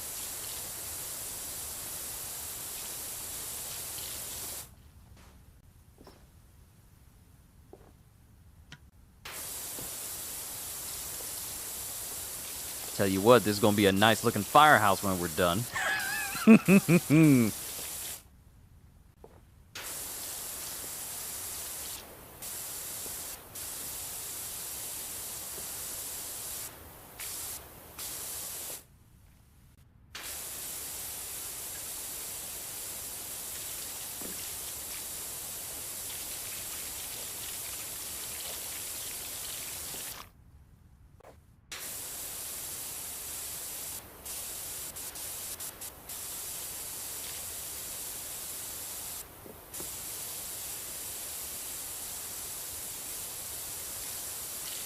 I honestly feel like cleaning the SUV after we're done with the firehouse will be a little bit of a break from the amount of cleaning we've done already.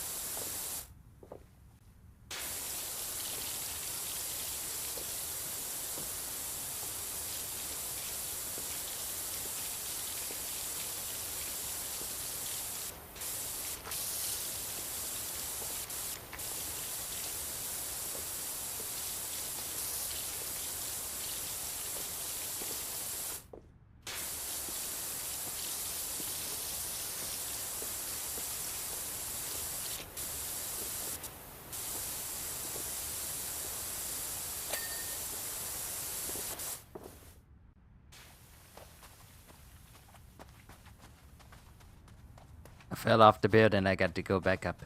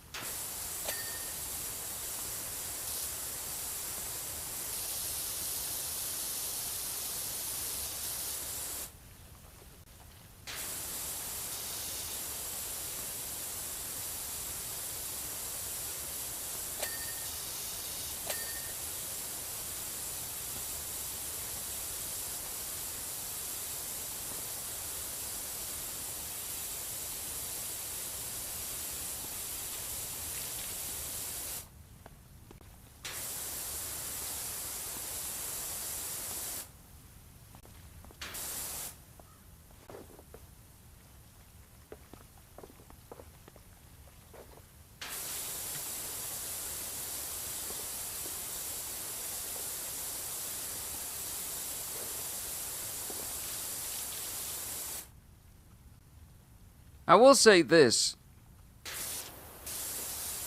The fact that the top half of this entire firehouse is basically just plastic, we don't need to worry about any rust, because rust takes a while to clean off. But with it just being dirt on plastic, we just use our regular cleaning methods, which is good.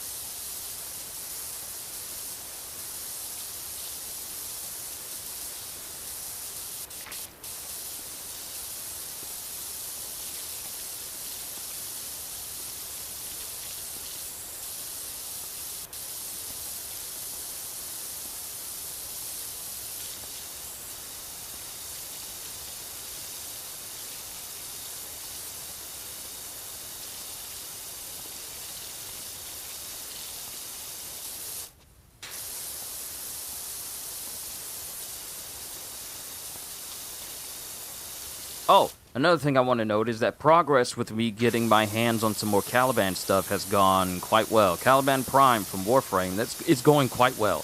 Let me tell you how I've been getting Caliban Prime stuff. Running random relic missions, which has become my standard way of getting some of the prime parts that I need. I am only missing I already made all of Caliban, and he's currently building. I am missing the Venato blade, and then I can build that. And I am missing the Vidaria receiver, actually. No, I'm missing the barrel, actually. I'm missing the barrel. No, I think I'm missing both the receiver and the barrel for the Vidaria. But the way I've been getting them is just randomly by running random relic missions. Not even having the relics themselves, but running the actual missions and just farming it. I'm maxed out on void traces, and I kind of don't know what to do with some of them, because some items I've been getting again, which I'll then just sell to people later. But I've just been kind of building stock of all these different prime parts and prime sets I've been getting from all of these runs. Like a whole bunch of old vaulted stuff that's just not available anymore. I've just been getting a big old surplus of that. And if I wanted, I could use it for ducats in order to see Barrow the next time he comes back. But of course, you know, selling them to people is also a lucrative option as well. So it's been a very smooth process. And then I can just, well, not sell, but just trade stuff over to people who need it.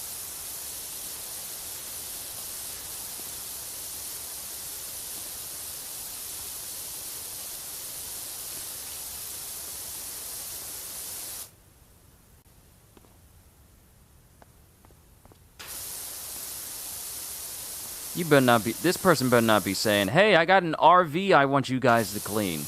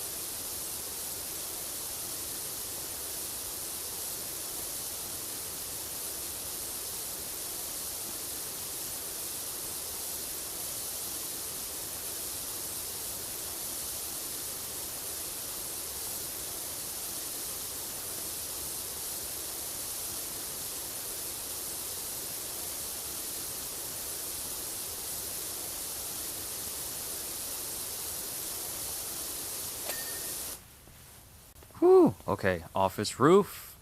Done. Office cladding, however...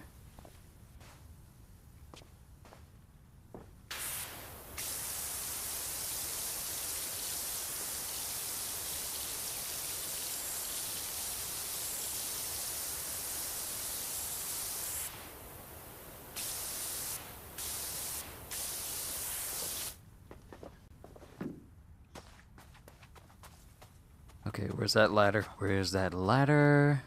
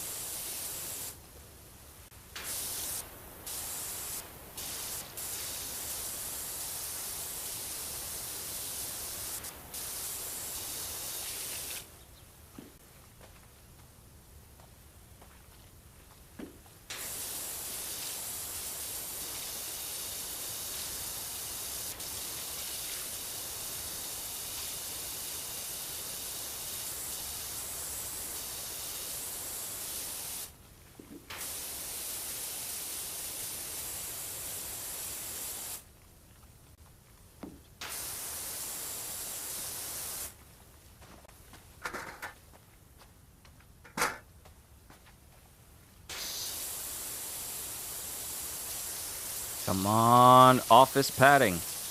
You shouldn't have that much dirt left!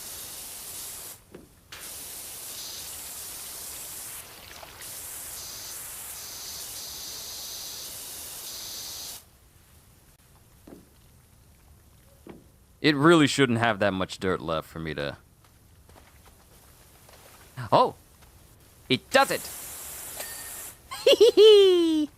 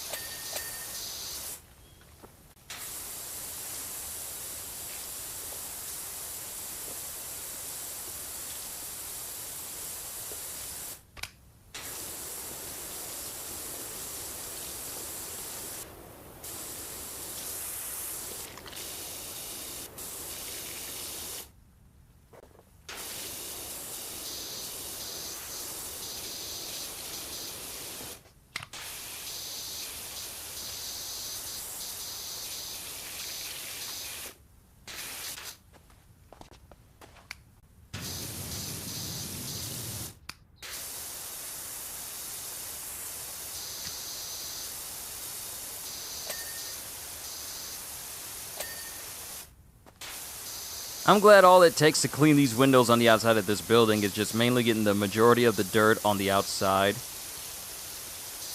And then it's clean.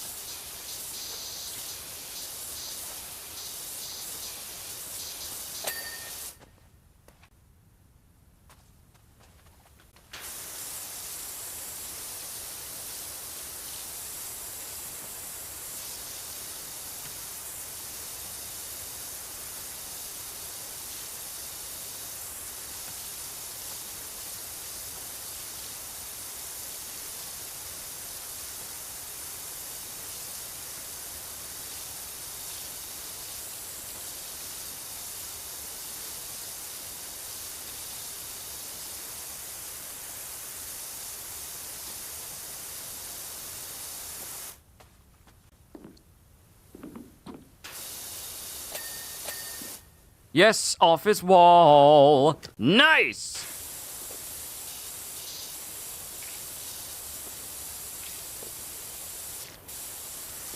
And while I have your attention,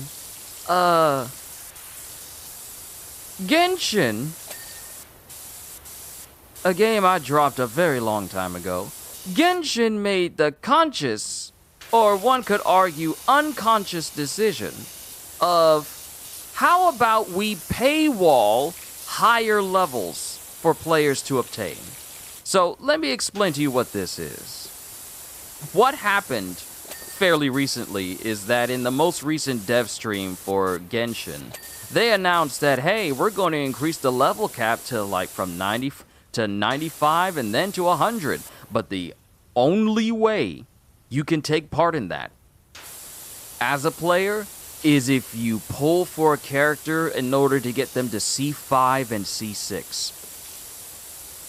And that's when being able to get to that level is available for people. So the lunacy of them thinking, hey, let's announce this and people will be happy. So what they're basically saying is the only way, terrible idea. Exactly, Hybrid, exactly.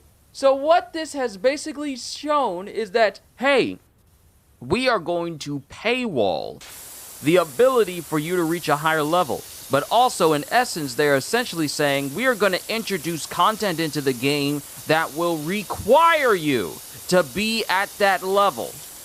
They literally are going to paywall higher level content behind character levels that you can only get if you pull for a character to max them out completely. So, for a free-to-play player, you may not ever see that. For people who whale for the game, they're going to have to make sure they whale even more so that all of their characters are level 95 and level 100 ready. And this news comes from, I believe it was either High Dragon or maybe Holster. It might have even been Ramil, who I think it might have been Ramil, who showed that. And that just threw me for a loop. They literally said, we're going to level gate content in the game that only people who keep paying for the game will be able to take advantage of. Now, of course, if you're a free-to-play player and you already got a whole slew of things just by being a free-to-play player, then hey, good on you. You got all that stuff that's available. The Blue Ark, hi, hello, how are you? We are messing with PowerWash Simulator. I have Ravi here helping me clean. We finally got co-op to work, so he's working on the training tower over there while I'm working on the main building. And so far, so good. But Genshin has officially lost its mind by saying, let's lock content behind higher levels, but only players who have whaled for their characters to max them out completely will be able to fully take advantage of this content.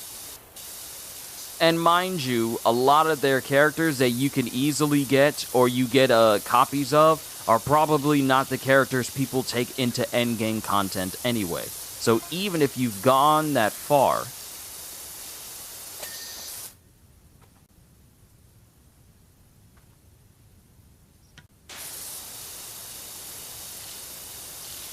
even if you've gained a whole bunch of levels for characters like Fischl and Amber and all these other characters, yeah, that's fine and good, but you don't see people taking Fischl and Amber into endgame Genshin. So they are essentially locking content behind people buying more characters and pulling for more characters, which I think is incredibly shady, misguided, and also greedy.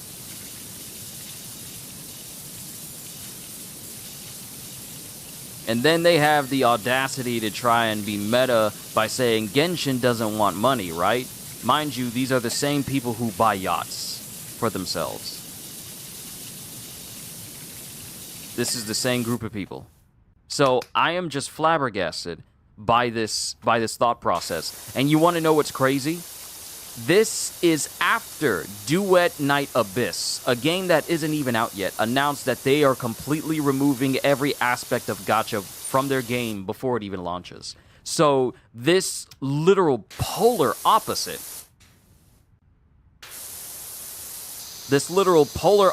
of how to keep people and consumers invested is it's a complete 180.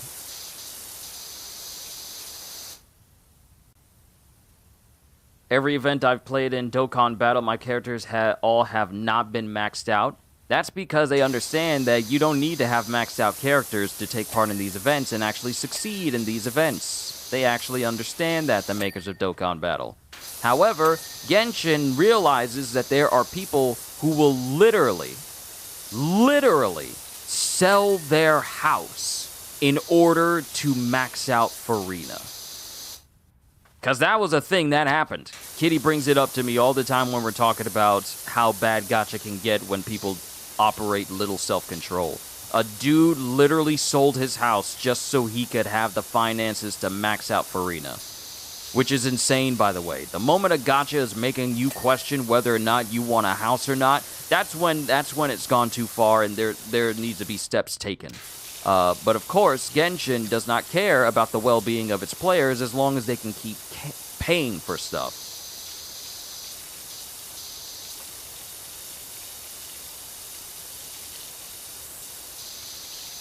So hearing that they're gating content by higher level characters that you have to buy and have to pay for, and then get them maxed out, it's sad, and I am so glad I dropped the game a long time ago. And I am so glad I never had the mindset of a whale.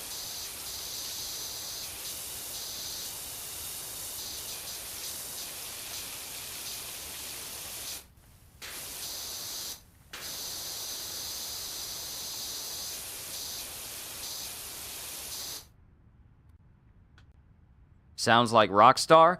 Please. Rockstar gave us one of the most gorgeous looking games ever with Red Dead 2. And yet, for some odd reason, a second Undead Nightmare set in just how beautiful that game is apparently foreign to them. Getting zombies within GTA or even doing single-player content again, which we haven't seen since Grand Theft Auto 4, is apparently foreign. Creating a 60 FPS patch so that Red Dead Redemption 2 doesn't run at a locked 30 on a PlayStation 5 appears to be foreign to them as well. But they will break their necks to make sure that Grand Theft Auto Online, which is their big cash cow, is constantly supplied with events. Even though those events give you minimum returns because they really want to push you in the direction of shark cards and whale cards or whatever the microtransactions they have.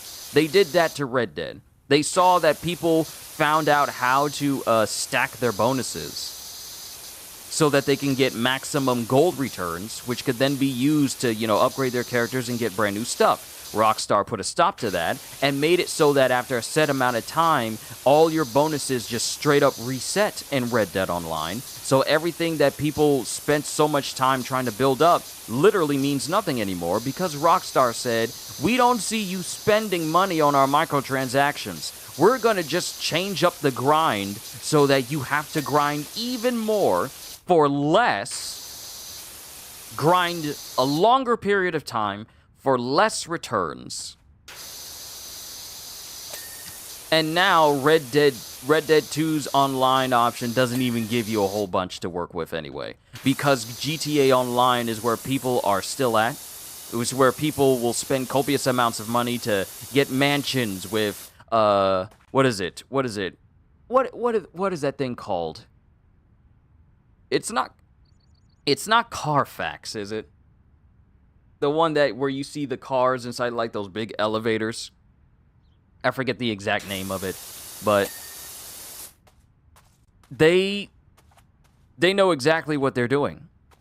And that's the reason why I think I fell off of Rockstar Games for quite a while, because that's just all of their attention has gone into an aspect of their game which is constantly giving them revenue. But that doesn't mean that the game is getting better just because of all of that. Because I feel if you have a game and you're getting a bunch of revenue for it, you should not just be focusing on the one aspect that's bringing you the money in. Because not everyone engages with GTA Online. You got people who hack the game constantly, who grief all the time. The last time I played GTA Online, I was chased by someone in a Chinook, in a Chinook helicopter, and they were trying to hit me with rockets all the time. I'm just minding my own business. I'm just driving normally. People will just gun you down for literally no reason in GTA.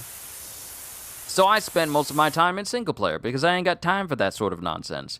Rockstar puts more attention into making sure that the one element that's constantly bringing them money continues to bring them money. That's the reason why we haven't seen any DLC for any of their games since Red Dead. We have the first Red Dead Redemption. We haven't seen anything like it. And as gorgeous as Red Dead Redemption 2 is, it just makes me wonder why they haven't tried doing anything new for it. Let alone make a patch so that the game can run at close to 60 or right at 60. Tryhards? Oh yeah, you got tryhards who is all like, oh, I see a person there, let me just gun them down. That's always the case with Grand Theft Auto. And then what sends me for a loop is the fact that you find kids on Grand Theft Auto, and I'm like, this is not a game you should be on. This is definitely not a game you should be playing right now. Seeing kids playing GTA is shocking to me. And you can't tell me that, oh, my kid matured early. No, he didn't. He did not. Your kid is not mature if he's playing GTA at an age where you should not be playing GTA. But yeah, that's one of the reasons why I stayed away from Grand Theft Auto Online. And I really haven't touched Grand Theft Auto in years. It's been forever since I keep falling off this thing. It's been forever since I played Grand Theft Auto.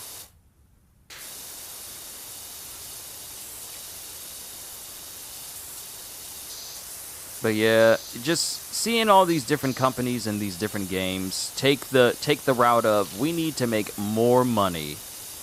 Who cares about our other player base that wants new stuff to do in single player? Who cares about that? That's the reason why the Save the World option for Fortnite got shafted the way it did. Thoughts on GTA 6? It exists. That's all I can say, because I haven't seen action. And mind you, they say like all the stuff that we've seen is from in-game assets. That's just literally how the game looks. But I want to see unedited gameplay, not a trailer, actual gameplay. My thoughts on it are this. It is going to be one of the biggest games of our entire generation in gaming history. That much is certain. Because while Rockstar can be incredibly greedy when it comes to their multiplayer aspect. They are incredible when it comes to their single-player aspects. I mean, to this day, while I question why we don't have new content for, single-player and stuff, the single-player stuff they already have is already substantial and in many ways incredible from a gameplay standpoint. So I am very excited for Grand Theft Auto 6, but I also wonder, though, what the price of the game is going to be. Because Rockstar, I mean, granted, with Nintendo charging $80 for Mario Kart World, it does present an opportunity for many places that have decided not to charge that much for games to do that. And Rockstar, not gonna lie, they have every possible opportunity to say, hey, let's make our game $80. I would not be surprised if Grand Theft Auto 6 is $80 at all. However, what determines whether it's worth that price is the gameplay.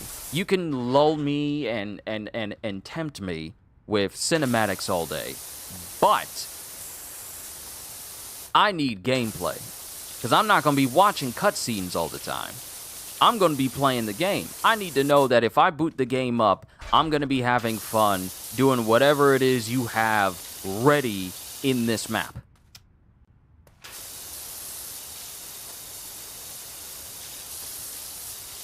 So while cinematics are nice and all, while story trailers are nice and all, gameplay is key.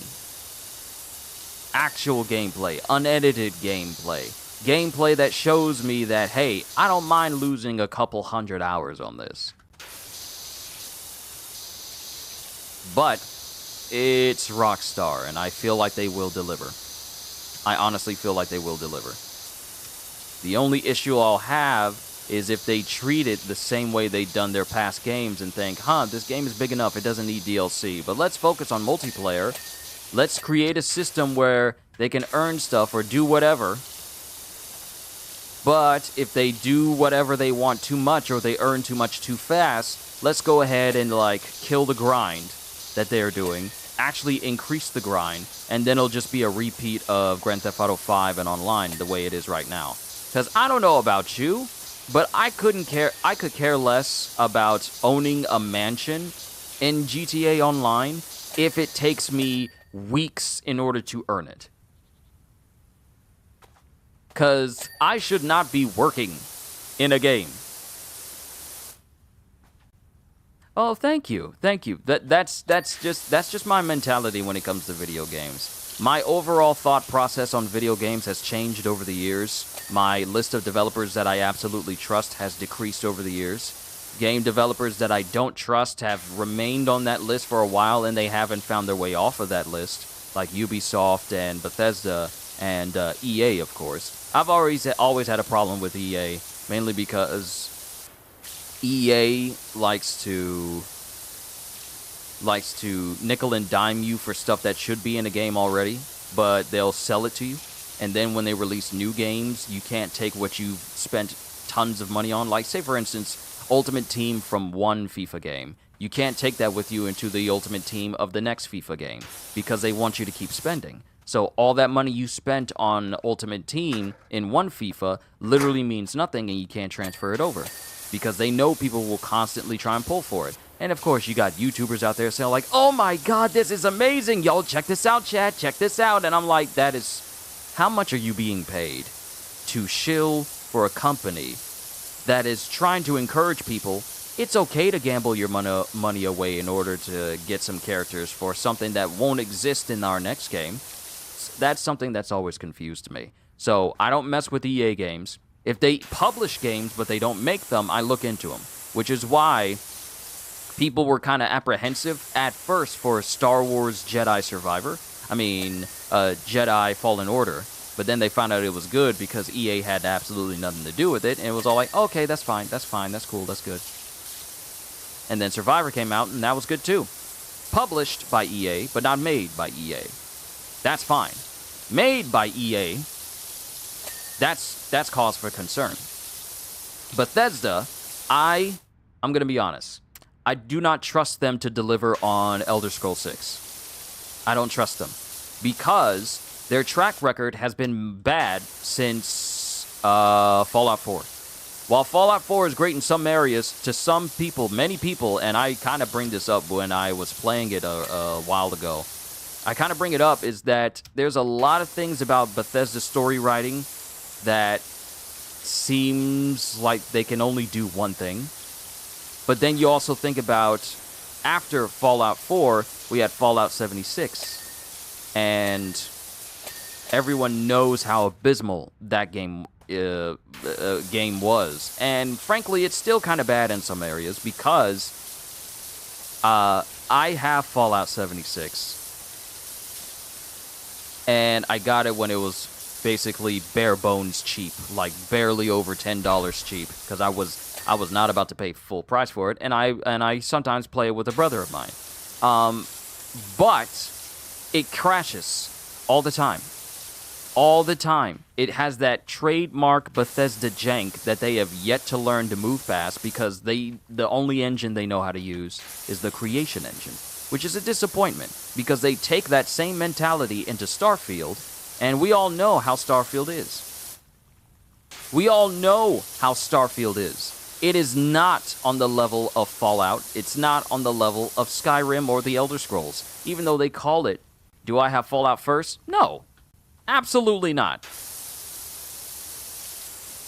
I would not. Why would I buy a membership, a paid membership, in a game that crashes all the time? Why would I give them $100? I barely gave them a fraction of that when I bought the game. And it's digital. I don't have it on disc. I will not, and nor will I ever get Fallout first. Because while I enjoy Fallout 76 with my bro, it's whatever when I play by myself. And there is literally no reason why I would ever buy Fallout first for Fallout 76. I could think of so many other better uses for $100 than to buy a membership for Bethesda. Ever. Ever.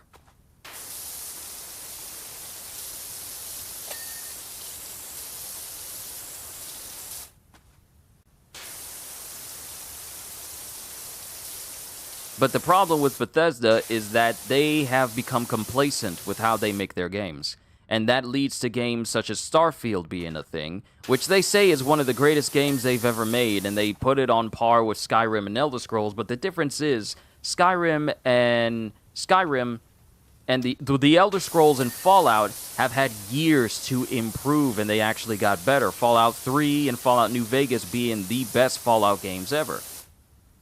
It gives you unlimited storage, I believe. That's nice, but that's not worth $100.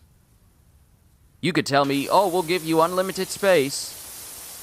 We'll give you a refrigerator so you can keep all your food clean. Sorry, but that really doesn't mean much if I can't even trust my game to be stable enough to enjoy the unlimited space. Because I still get crashes. Even though the latest update gives you, like, fishing and stuff, I still get crashes. I will not put $100 into a game if it does not get better. I learned my lesson from Genshin, and I have never gone back since.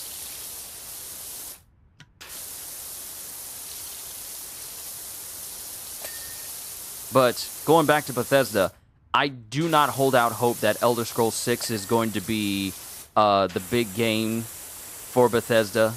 I do not trust that they are going to truly deliver for Elder Scrolls 6 in any way. Because it's been almost, 6 years? Maybe it's been several years since the announcement trailer for Elder Scrolls 6. We've only heard hearsay knowledge from Todd Howard concerning Elder Scrolls 6.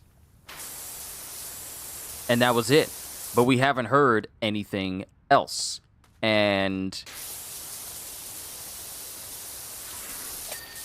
I can't trust current Bethesda to make something that can surpass Skyrim when their last game was Starfield. And regardless of how, and some people may not want to admit this, but Starfield is not a good game. It's not. You literally have no man. Because if you're saying that, oh, Starfield lets you build your ships, so does No Man's Sky. And that literally just dropped an update for it where you can build your ship piece by piece. Not like a little fighter jet. I mean a full-on cruiser. So Starfield no longer has something that's exclusive to them that makes it worth playing, because with No Man's Sky, you can get that game for like $20 right now. $20 right now, and every update from them has been free. From Hello Games for No Man's Sky. It's been free, every single one. Even though people say they want to pay for stuff. They keep saying like, hey, we got something for you guys. It's a new update. There are memes out there that says, please, Sean, take our money. You've redeemed yourself already. We want to buy stuff. And they're all like, hey, we got this, and our journey continues. We're going to continue to release some free stuff for you guys. We want to give you money. That's where Hello Games is. That's where No Man's Sky is.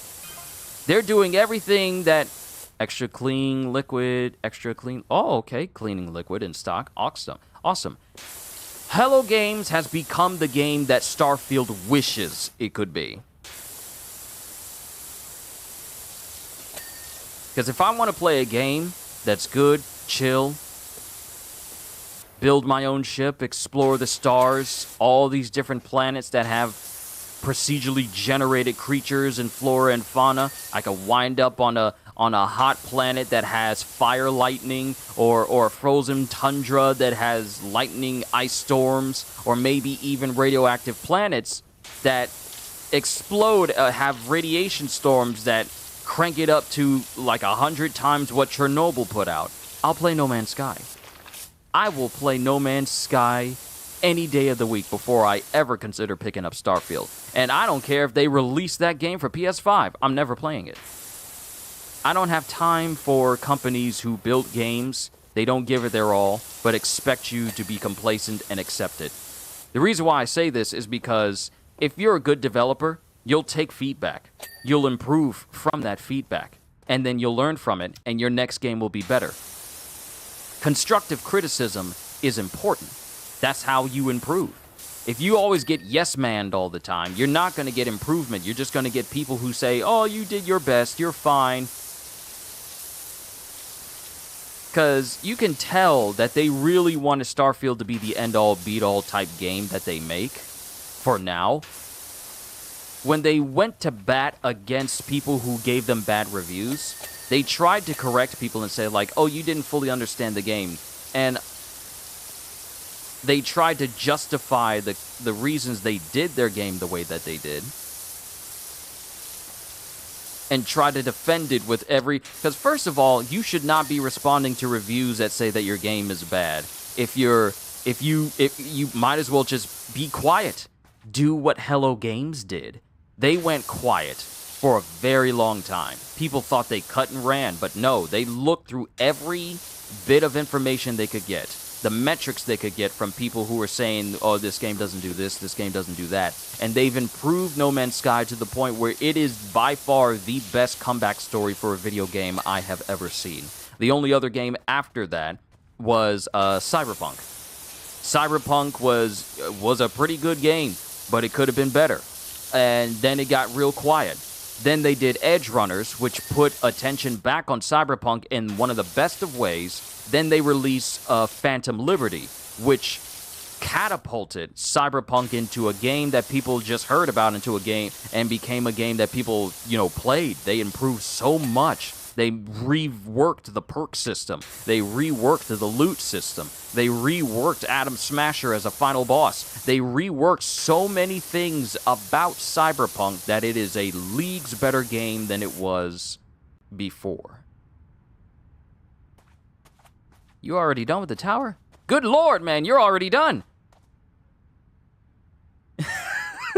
I'm over here just talking. Sorry about that. Let me see. I'm taking care of the front. Let me finish the front of the house. Oh, you gotta go? All right, Ravi. I'll finish up the rest of this place. I appreciate...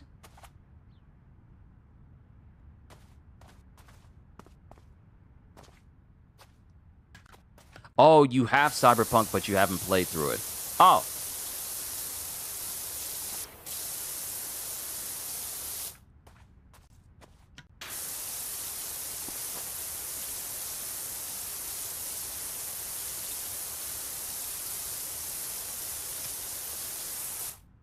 Ark.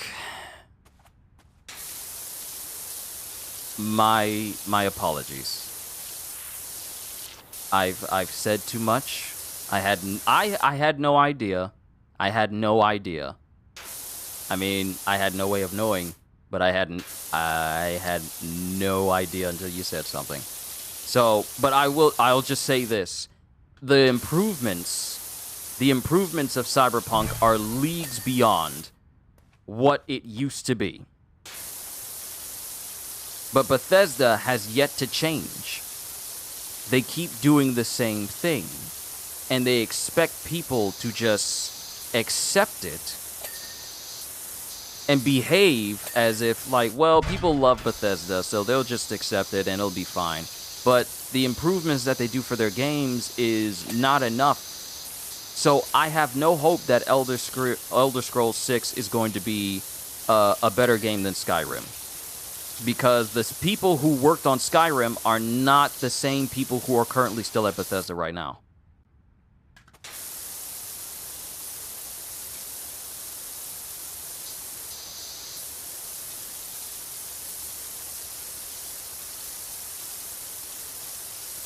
It's okay? No, I still apologize, though. I should have been more careful with talking about Cyberpunk, so that's my fault for getting a little bit overzealous with this talk, so I apologize for that. Again. But Elder Scrolls 6, we haven't heard from it in over, 6, 7 years since the announcement trailer.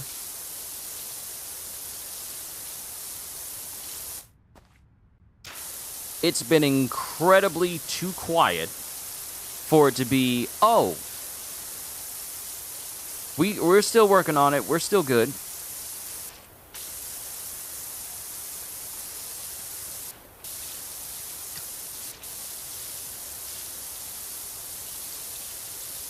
And I feel, and with this talk, I feel like there's a lot of companies, a lot of gaming companies that have lost sight of what made them great in the first place. Take, for instance, Call of Duty. First of all, why are we getting another Call of Duty and it hasn't been a full year since the last one came out?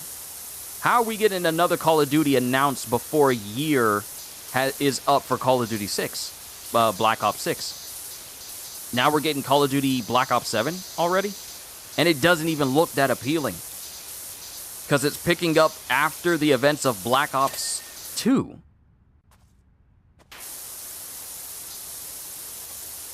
We are about to be 7 games in to the Black Ops series. And we're just now getting a sequel to the second Black Ops game. So, here's what you would call creatively bankrupt. I say they're creatively bankrupt because the only thing Call of Duty knows how to do is either try and do futuristic gameplay or try and bring it back to boots on the ground, which only lasts just like a short while, because we had, World War II, which they wanted to say, let's take us back to boots on the ground, but when they found that they couldn't put a whole bunch of emphasis on skins and stuff, they said, let's take it back to modern day. So that way we can add characters like Beavis and Butthead, American Dad, Seth Rogen in full-on marijuana regalia clothes, Nicki Minaj, Homelander, all these random people that you see as skins for multiplayer and Warzone. And it's kind of hard to tell what kind of identity Call of Duty actually has.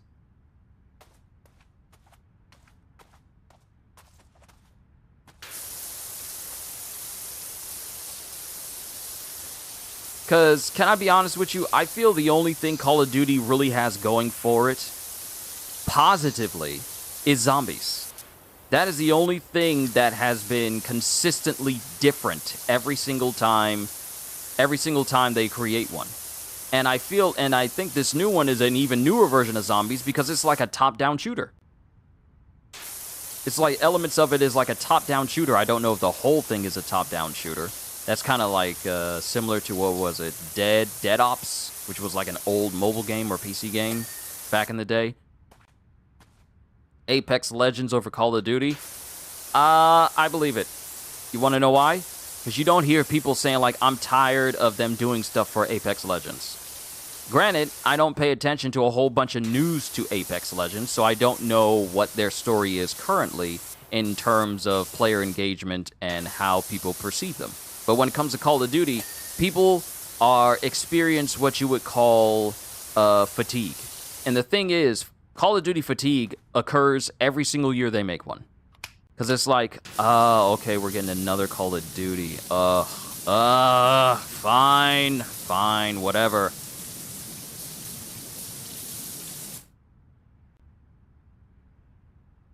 But honestly, you're the one?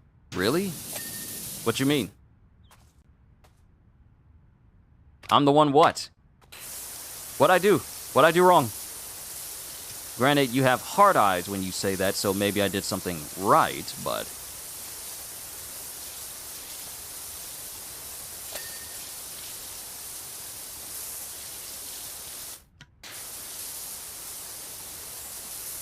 But Call of Duty has become complacent in how they make their games. And now they just release the same thing every year. Their multiplayer doesn't get better, regardless of people getting into the beta and telling them that, hey, this isn't working, this isn't good, I don't like this. They continue to do the same exact thing. Zombies is the only thing that changes. Their stories are not exactly what you would call gripping stories. Because when's the last time you ever seen a Call of Duty game be nominated for a best story? Don't worry, I'll wait. I don't need to wait long because not a single one of you is able to tell me the last time Call of Duty had a good story. I want to say earlier in the day when they actually took stories seriously, that's when Call of Duty stories were the best. But it's when they started doing multiplayer stuff and started seeing, hey, we could have people pay for this. Okay, let's just focus on the multiplayer. And when we got Warzone, it was pretty much over for any meaningful story to be left for the Call of Duty series as a whole. So that's Call of Duty.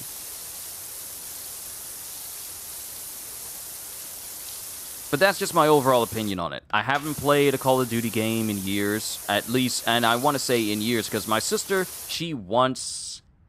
You ever tried Days Gone? Yes, I've tried it, played it, beat it. Great game. Very great game. Taking on the Horde from that sawmill was the last thing I had to do. No, I think it was one of the things I had to do. I think I had to take on like a roaming horde at one time. And boy, did I go through a lot of ammo taking down that horde. But Days Gone... I don't know if I played Days Gone on the channel, though. I think I did. I don't think I did a series on it. I think I did it for like maybe a chill stream or whatever. Kitty! Yo! It's good to see you. I'm currently in the midst of cleaning a firehouse. Ravi was here helping me. We finally got multiplayer to work. He was helping me with a couple of tasks. We had to clean out a cottage, which apparently 2 bank robbers were taking refuge in, posing as Hansel and Gretel. Then we moved on to a old vintage motor car, cleaned that up, and it was at that point that I realized that I was using a less powerful version of my power washer. Because you see my power washer here, it is stronger than the one I was using in the last Power Wash Simulator stream I did. So this whole time I've had a brand new washer, but I haven't used it. And it's way more powerful. But I'm almost done with this firehouse, and I believe I'll have enough money to get the final major upgrade for it.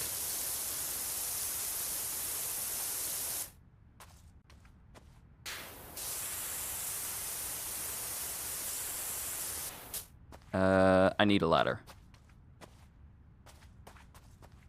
Also, Ravi told me and taught me that if I go to the menu where it shows the items that need to be cleaned, it can highlight constantly rather than me hitting the button. How you not upgrade? I bought it, but I thought it automatically equipped it. You can tell that I don't spend a whole bunch of time on this game, but I didn't equip it from my, because the literal touchpad brings up the inventory. And this is how you select it. I didn't do that when I bought the Prime Vista 3000. So that put me at a bit of a disadvantage. So Ravi went ahead and he basically cleaned up that entire fire training house over there, and I'm left with the main building. I just got the back, and then I just got the roof, and then I'll be done.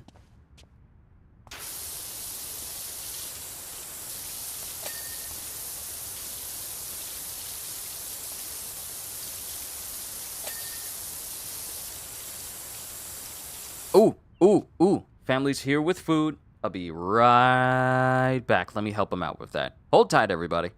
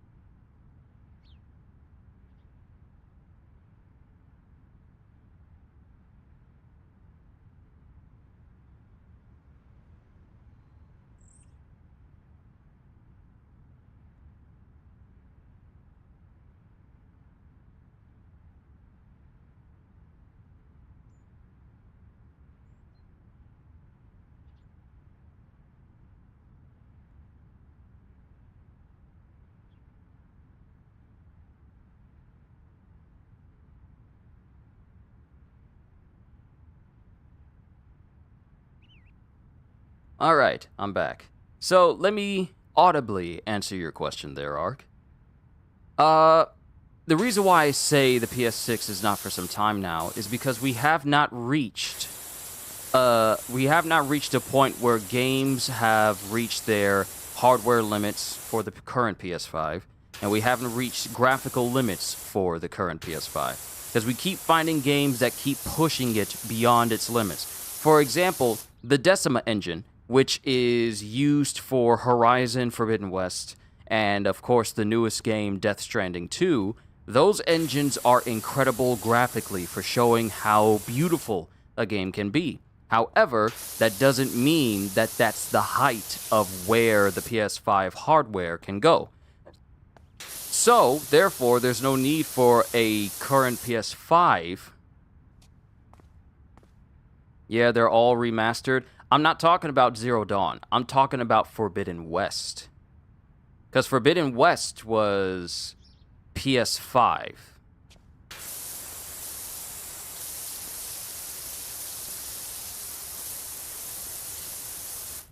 But it's the same game. Okay. Yet it looks graphically better than the first game. And Death Stranding isn't the same exact game as isn't a port of a PS4 version, so that doesn't exactly that logic doesn't really hold up because Death Stranding 2 was not made for the PS4. Death Stranding 1 was, but Death Stranding 2 on the beach was made for the PS5 and next-gen systems. So, graphically, that is the superior of it.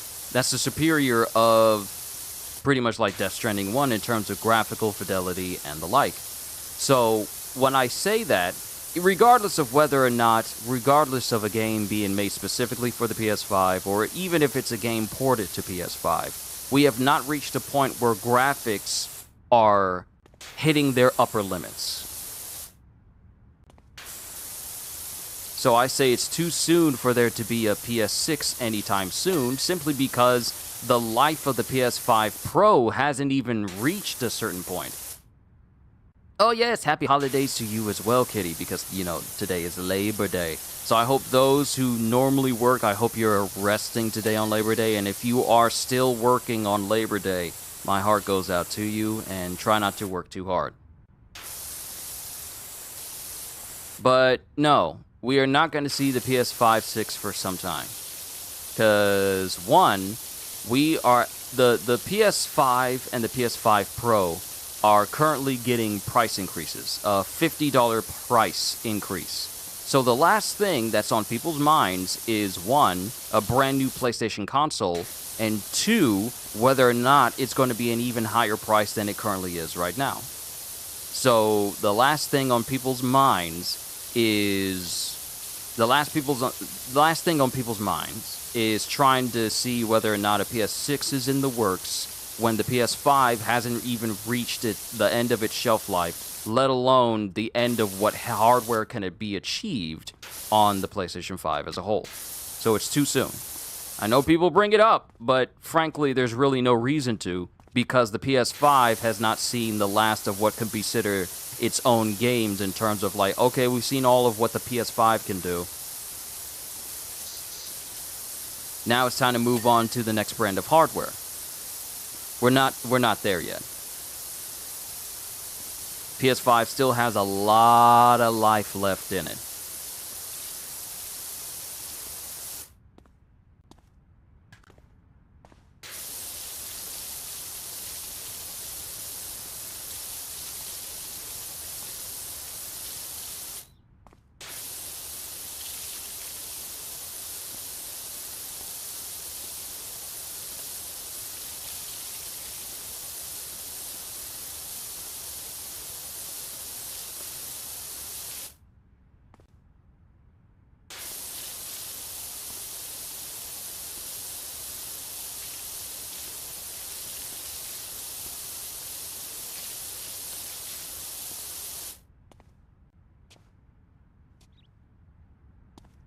You have both the PS5 Slim and Pro.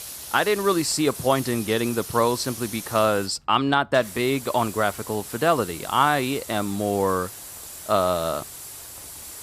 partial to actual performance. I'd rather a game perform well, hardware-wise, and run smoothly, than it look as if the leaves are so realistic that if you hit it in the game, it chips off like a real leaf does. I don't care about that. I care about performance. Because at the end of the day, a picture can look great, but a moving picture is what matters. If the picture moves smoothly, then you're fine. If a picture looks great, that's one thing, but if a picture moves great, that's even better. And that matters. People may say frames don't matter, but they actually do. Ask anyone who's in the fighting game community. Frames matter. So the smoother the game, the better and more intuitive it'll feel, and the more, input will feel as well.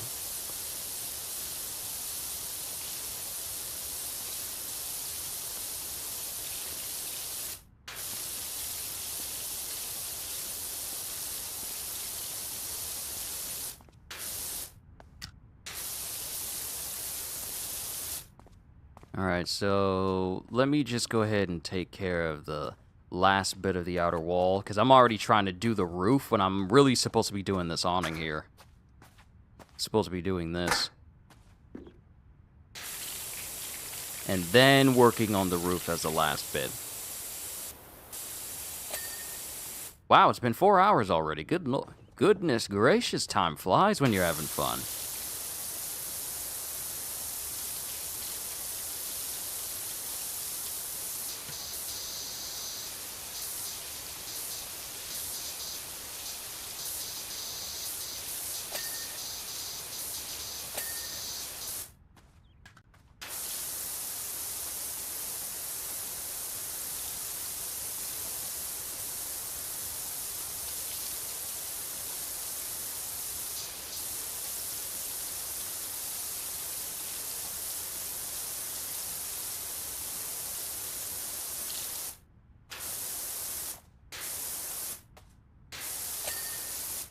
Alright, wall done. All that's left is this portion of the wall.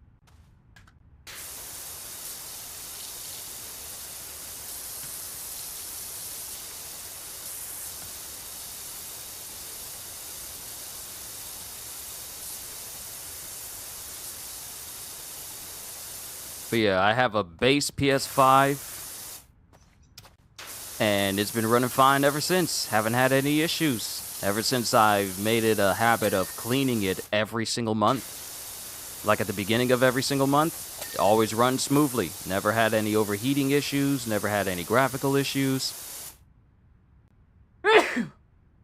Pardon me. So I didn't really see a point in me trying to get a Pro. Just to make my games look better, so it wasn't really a priority. Getting a Switch 2, however, that was a priority because of Donkey Kong.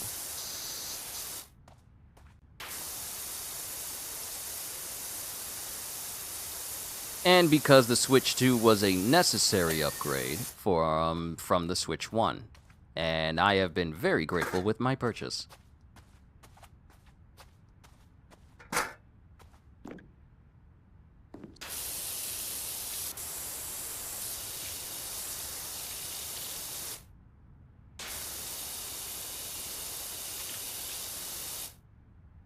Yeah, the PS5 Pro can be seen as a bit of a cash grab, because it's more expensive than the PlayStation 5, and all it really does is it doesn't make games load incredibly faster, it just makes them look a little bit better. Which is along the lines of what the Switch OLED did. The Switch OLED, many of us were hoping would be the upgrade that the Switch 2 is for the Switch 1. Many of us hoped the OLED would be like an actual upgrade and move better. Because I was very tempted of thinking, like, maybe I need to get an OLED. But then I found out that the OLED was just literally a Switch with a more vibrant screen, and it was just a total wash. So my mom has the Switch OLED. I'm the only one who's got a Switch 2 at the moment. But I got it because of, hardware upgrades and such, which I felt was important. But the PS5 Pro, I'm like, unless you are able to run games at a smooth 60 for all games natively, then I really don't see a point in actually having it. But to each their own. I'm not going to knock anyone who actually bought it. It's just that's my personal opinion on it.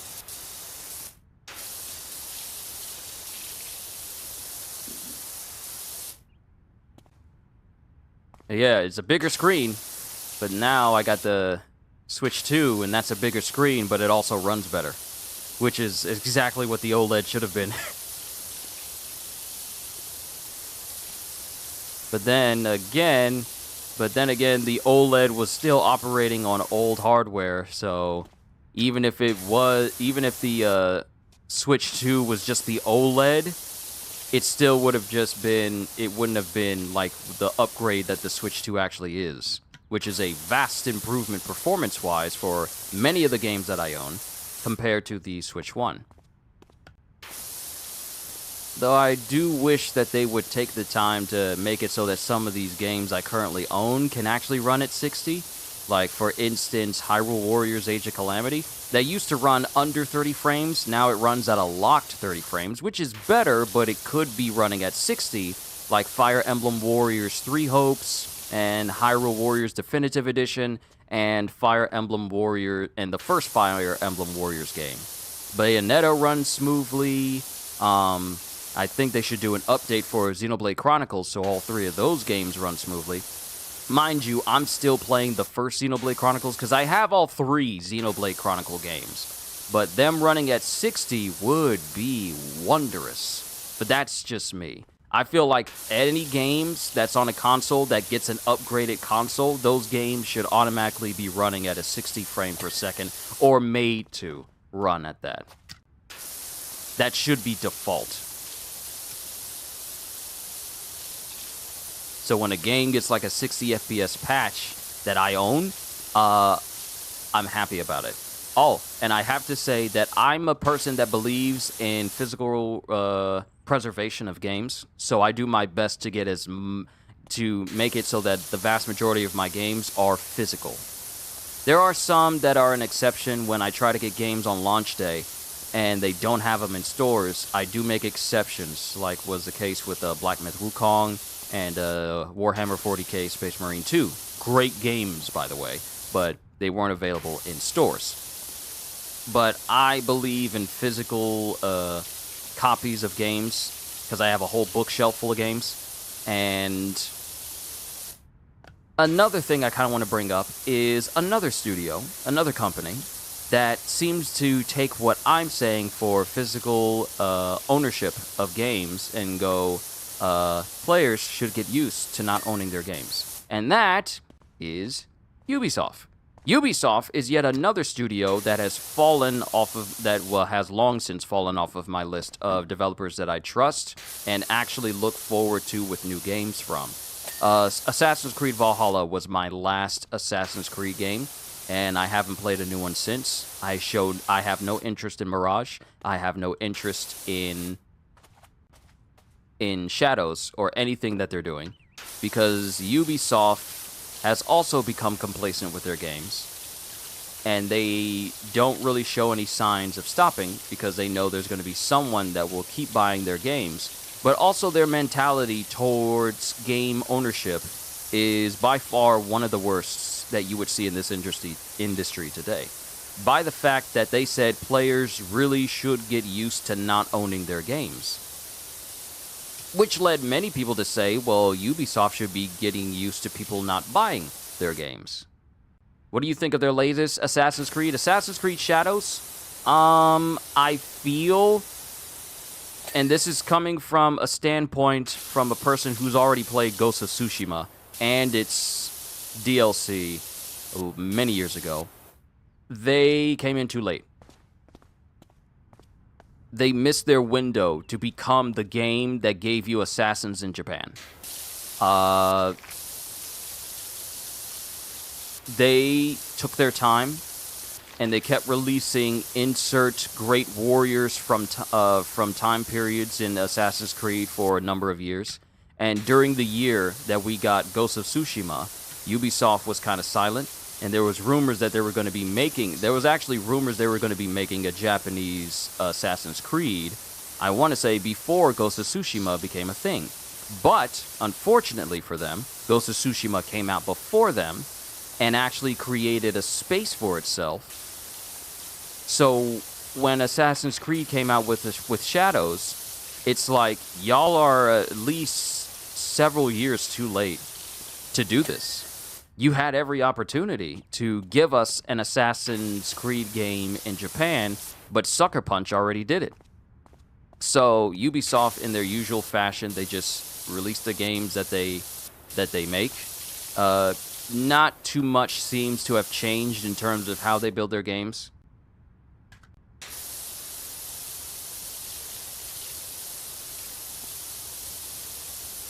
It's just pretty much more of the same Assassin's Creed that I've already grown kind of tired of.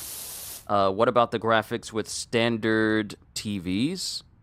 I mean, hopefully people aren't trying to play games like Assassin's Creed on tube TVs or TVs with red, yellow, and white. But, I mean, it's pretty standard. I mean, I got a 4K TV downstairs, but I don't use it because all of my stuff is set up upstairs for work. So I can't really tell what the graphics would be like. And I mean, and you already heard me say it. I don't really care too much about how graphically games look. It looks like a game made with high-end graphics. That's about as much as I can say. It'll probably look a lot better when it's on a 4K TV, but that's pretty much it. But I mean, there's way more problems with Assassin's Creed Shadows than just, you know, how graphically it looks, so.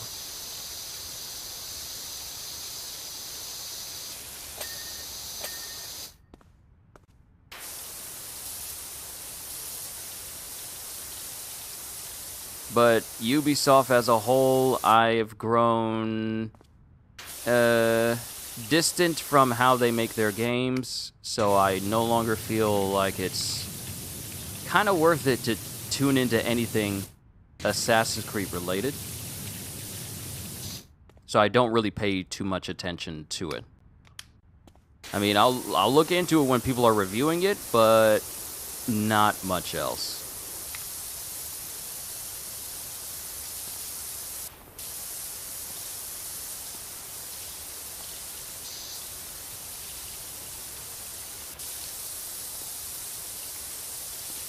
But yeah, I feel like they waited too long to create Shadows. You can't tell me it was a graphical limitation, because we all know it wasn't. But they twiddled their thumbs for way too long, and now it was released with, you know, okay and alright reception, instead of us, because remember back when Ezio and Altair and Connor, those were characters people would say, like, okay, I like these characters. And even Edward Kenway from Black Flag, Assassin's Creed 4. People revere these characters because they like how well they were written, and they also love the game that they were in, because that seemed to be when Assassin's Creed was at its peak. However, we get all these newer ones, and sure, people will bring up Alexios and Alexandra from Odyssey, and they may bring up Eivor from Assassin's Creed Valhalla, but they're not talked about in the same light as Edward Kenway or Connor. So Assassin's Creed is past the point where we revere their main characters like we used to, because we don't. Which is unfortunate, because Assassin's Creed used to have very, very, very good writing. Now it's passable, which is sad.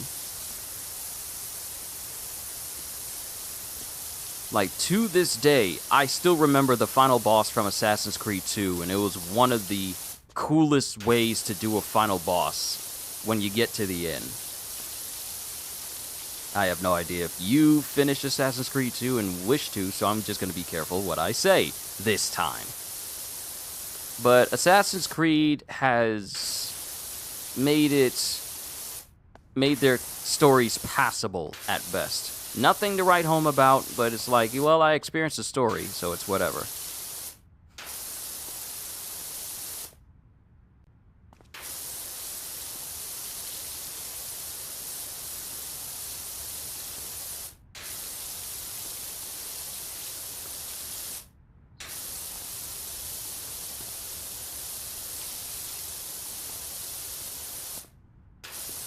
But this is just the opinion of one man. I mean, if people love Assassin's Creed regardless of what they release, hey, that's them. I can't really tell them whether they're right or wrong to do so. It's just that Assassin's Creed doesn't grab me anymore.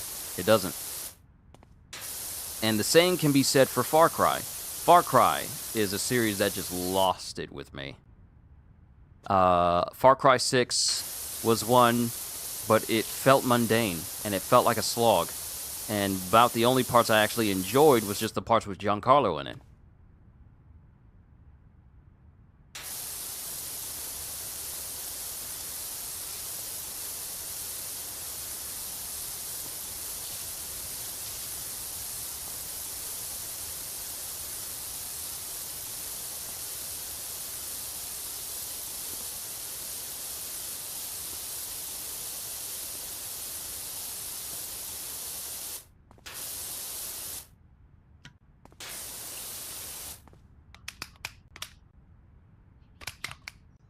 I don't want to spend any money on trying to get soap.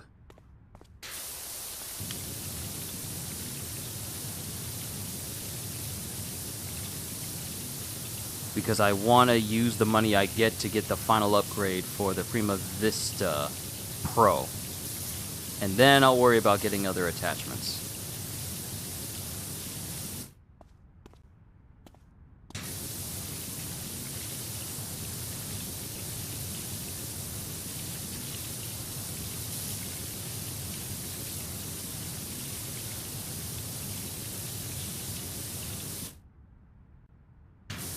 Game is so satisfying. Yeah, it's a very chill game to play.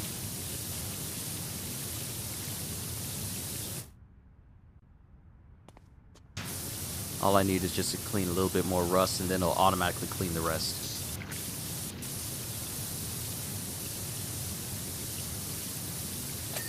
There we go. Okay. All right. Difficult part done. Let me get this ladder up here.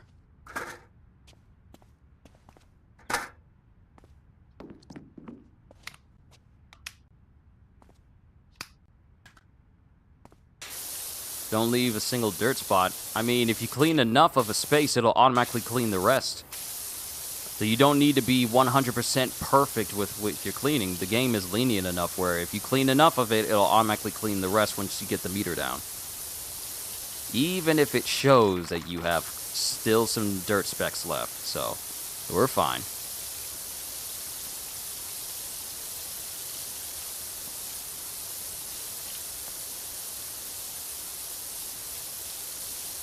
We're at 89%. Should be getting a pretty decent payout when all is said and done.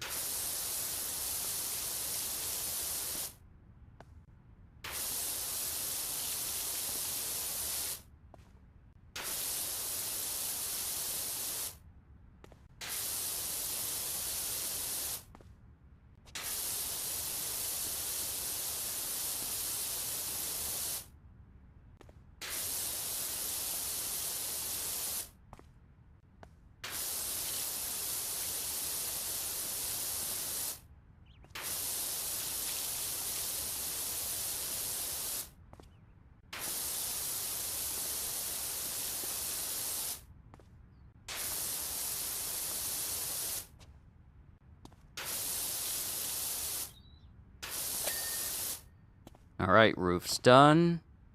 Now we just got this big piece, because I believe All that's done. All we have left is just this wall and the rest of this, the garage roof.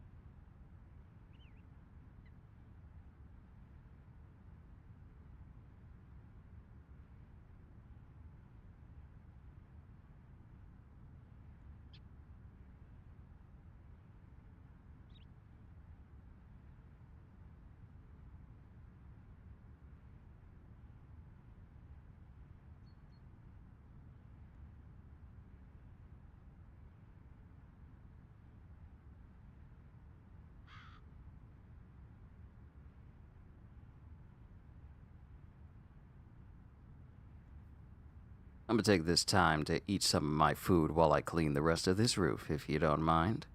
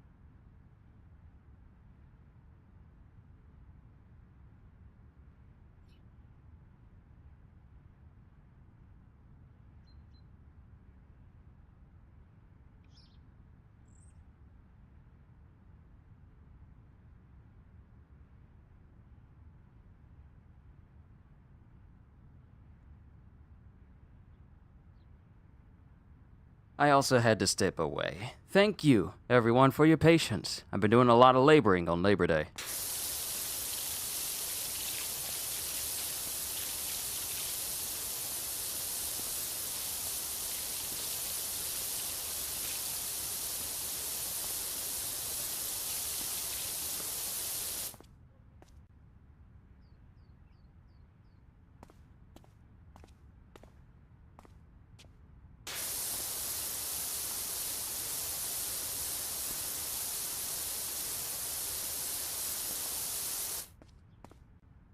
Also, yeah, Hybrid, I had to. There was the opportunity for me to do some good writing. Had to make sure that my video game control stick writing skills have not diminished since Okami. Ooh, speaking of which, I actually forgot that they're developing a brand new Okami game. So that's definitely going to be on my radar.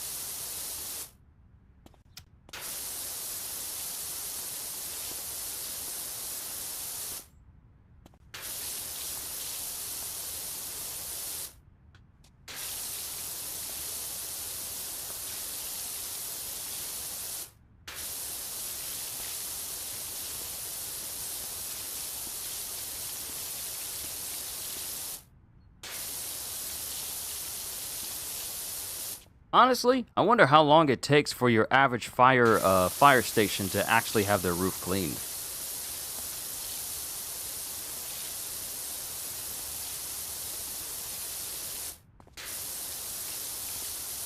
Like, how much work does go into that on a regular basis?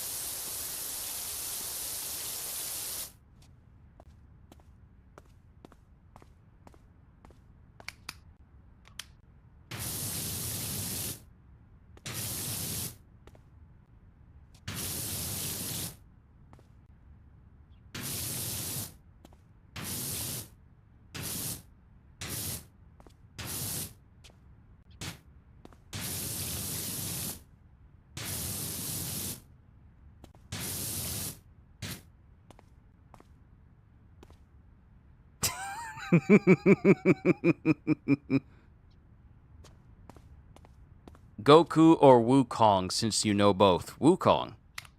When you think of a character being OP, Wukong is the original OP character. And obviously Wukong, simply because if we didn't have Wukong, we wouldn't have Goku at all. So, obviously, Wukong.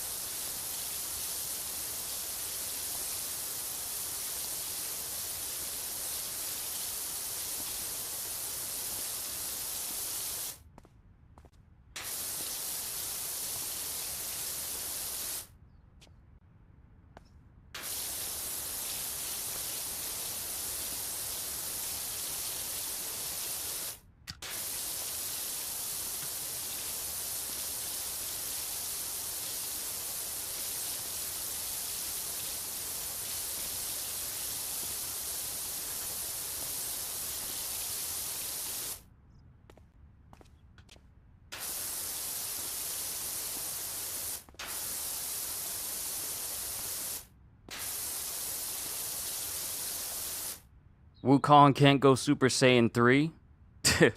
You say that like Wukong needs to. Wukong can't die. Goku can. Goku has. Multiple times. Wukong is immortal. Wukong fights gods and demons and creatures that could rend the entire earth on a regular basis. Relics wouldn't be able to save him. You're talking from a gameplay standpoint. I'm talking about lore-accurate Wukong. I'm talking about Wukong who literally decided, I want to run the Fade with every single god in existence in the Heavenly Court and would win. That's Wukong.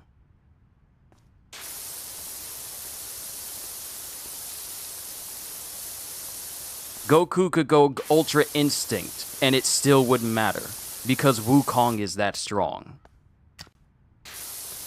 Wukong's literal existence transcends anything any mortal could ever hope to achieve. Pure, unadulterated Buddhahood. Literally a living deity. And mind you, trying to power scale Goku with Wukong is a losing battle. But Wukong as a whole, the word OP, overpowered, is the reason why that phrase exists. He's the reason why that phrase exists. Super Saiyan 3 means nothing to a person who could literally take a hair off of his head and copy his own version of Goku with the exact same power set, because that's something Wukong can do. One of the many magical abilities he has is that he can perfectly copy a person and their capabilities, but that copy fights for him. So imagine, he has 80,000 hairs on his head, if I'm remembering that number correctly. He could then transform all of those hairs into his own endless army, almost endless army of personal Gokus that follow him. And then Goku would have to fight all 80,000, let alone 1,000 versions of himself. I mean, the chosen one, not the original. I mean, still would win. You're trying to scale an anime version of a character with a video game version with the character. So, of course, a game character is going to have the limitations that the game sets to it, but, I mean, so that kind of is a bit redundant to try and pit characters from a video game with a character from an anime, because the anime has a way more freedom when it comes to limitations, or lack thereof. So, that's not exactly a good matchup.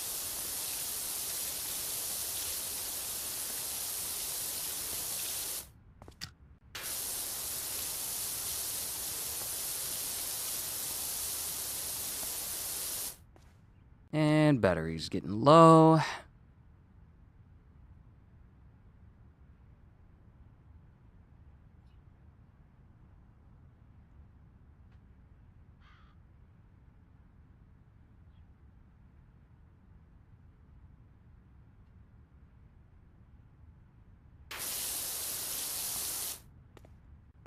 Cords are nearby, so it's not much of an issue.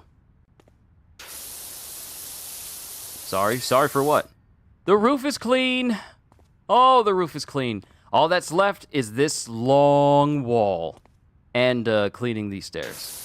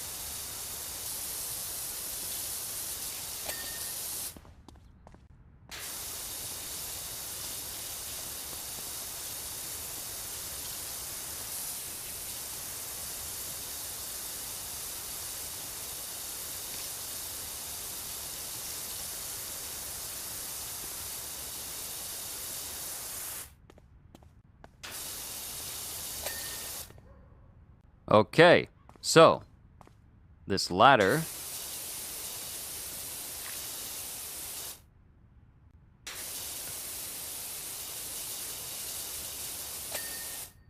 ladder's done.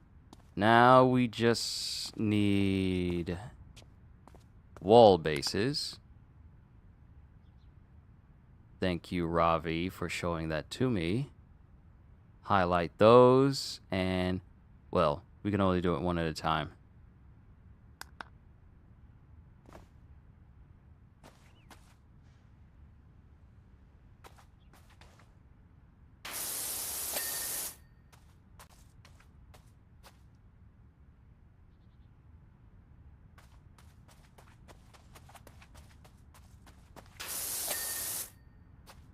All right, wall bases are done. Now we just have spotlights.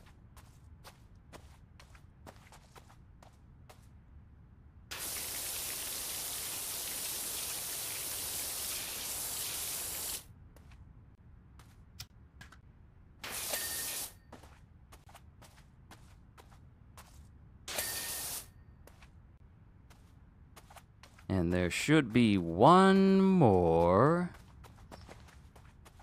Aha.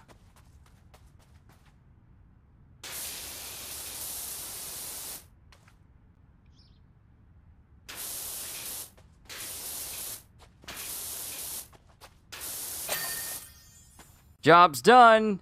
Woo!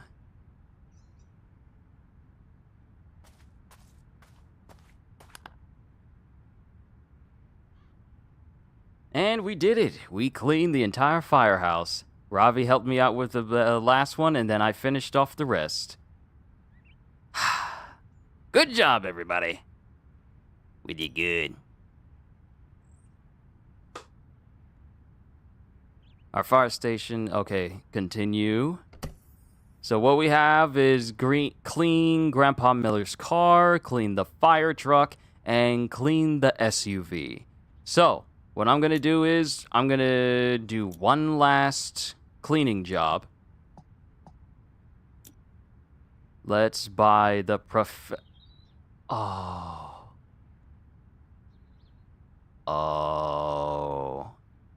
I need 90 stars and $5,000 in order to get the Prime Vista Pro. Oh well. I thought I was gonna be able to do it, but it's whatever. It's whatever. Let's see. Prime Vista long extension, that is 400. We'll buy that. Prime Vista.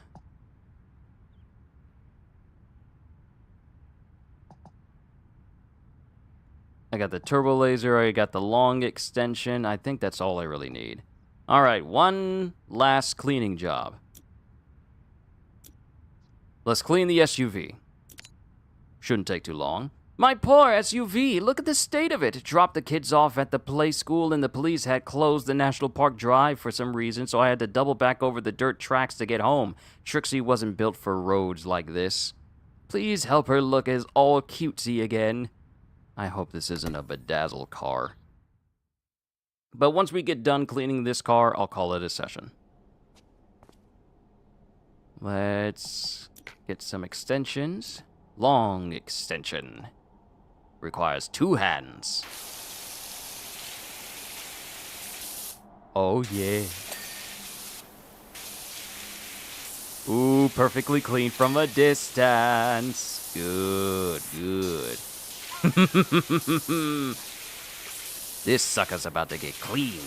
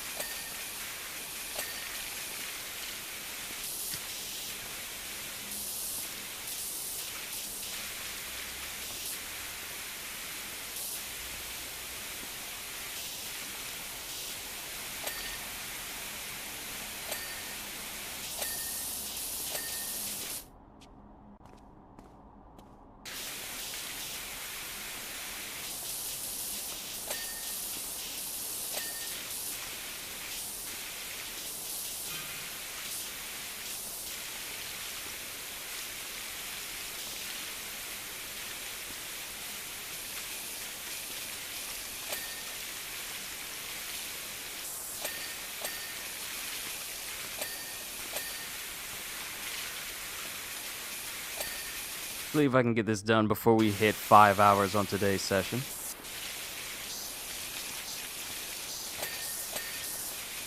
I'm so glad I got this extension, though. It was worth it.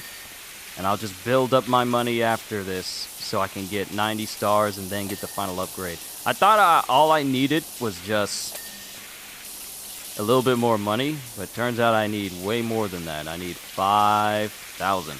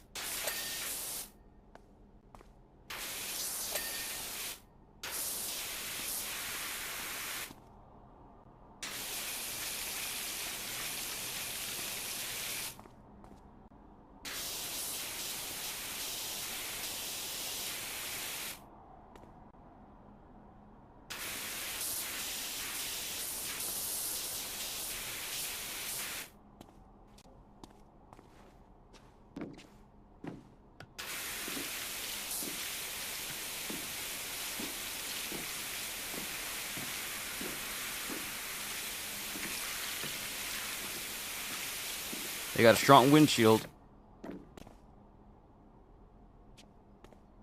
Okay, last is the bonnet. Oh, and it's this.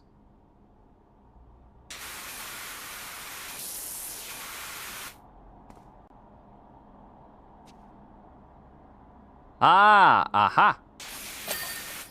Job done.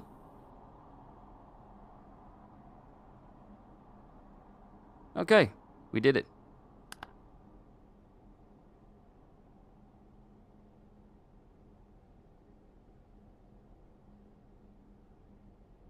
All right. Another cleaning job done, ladies and gentlemen.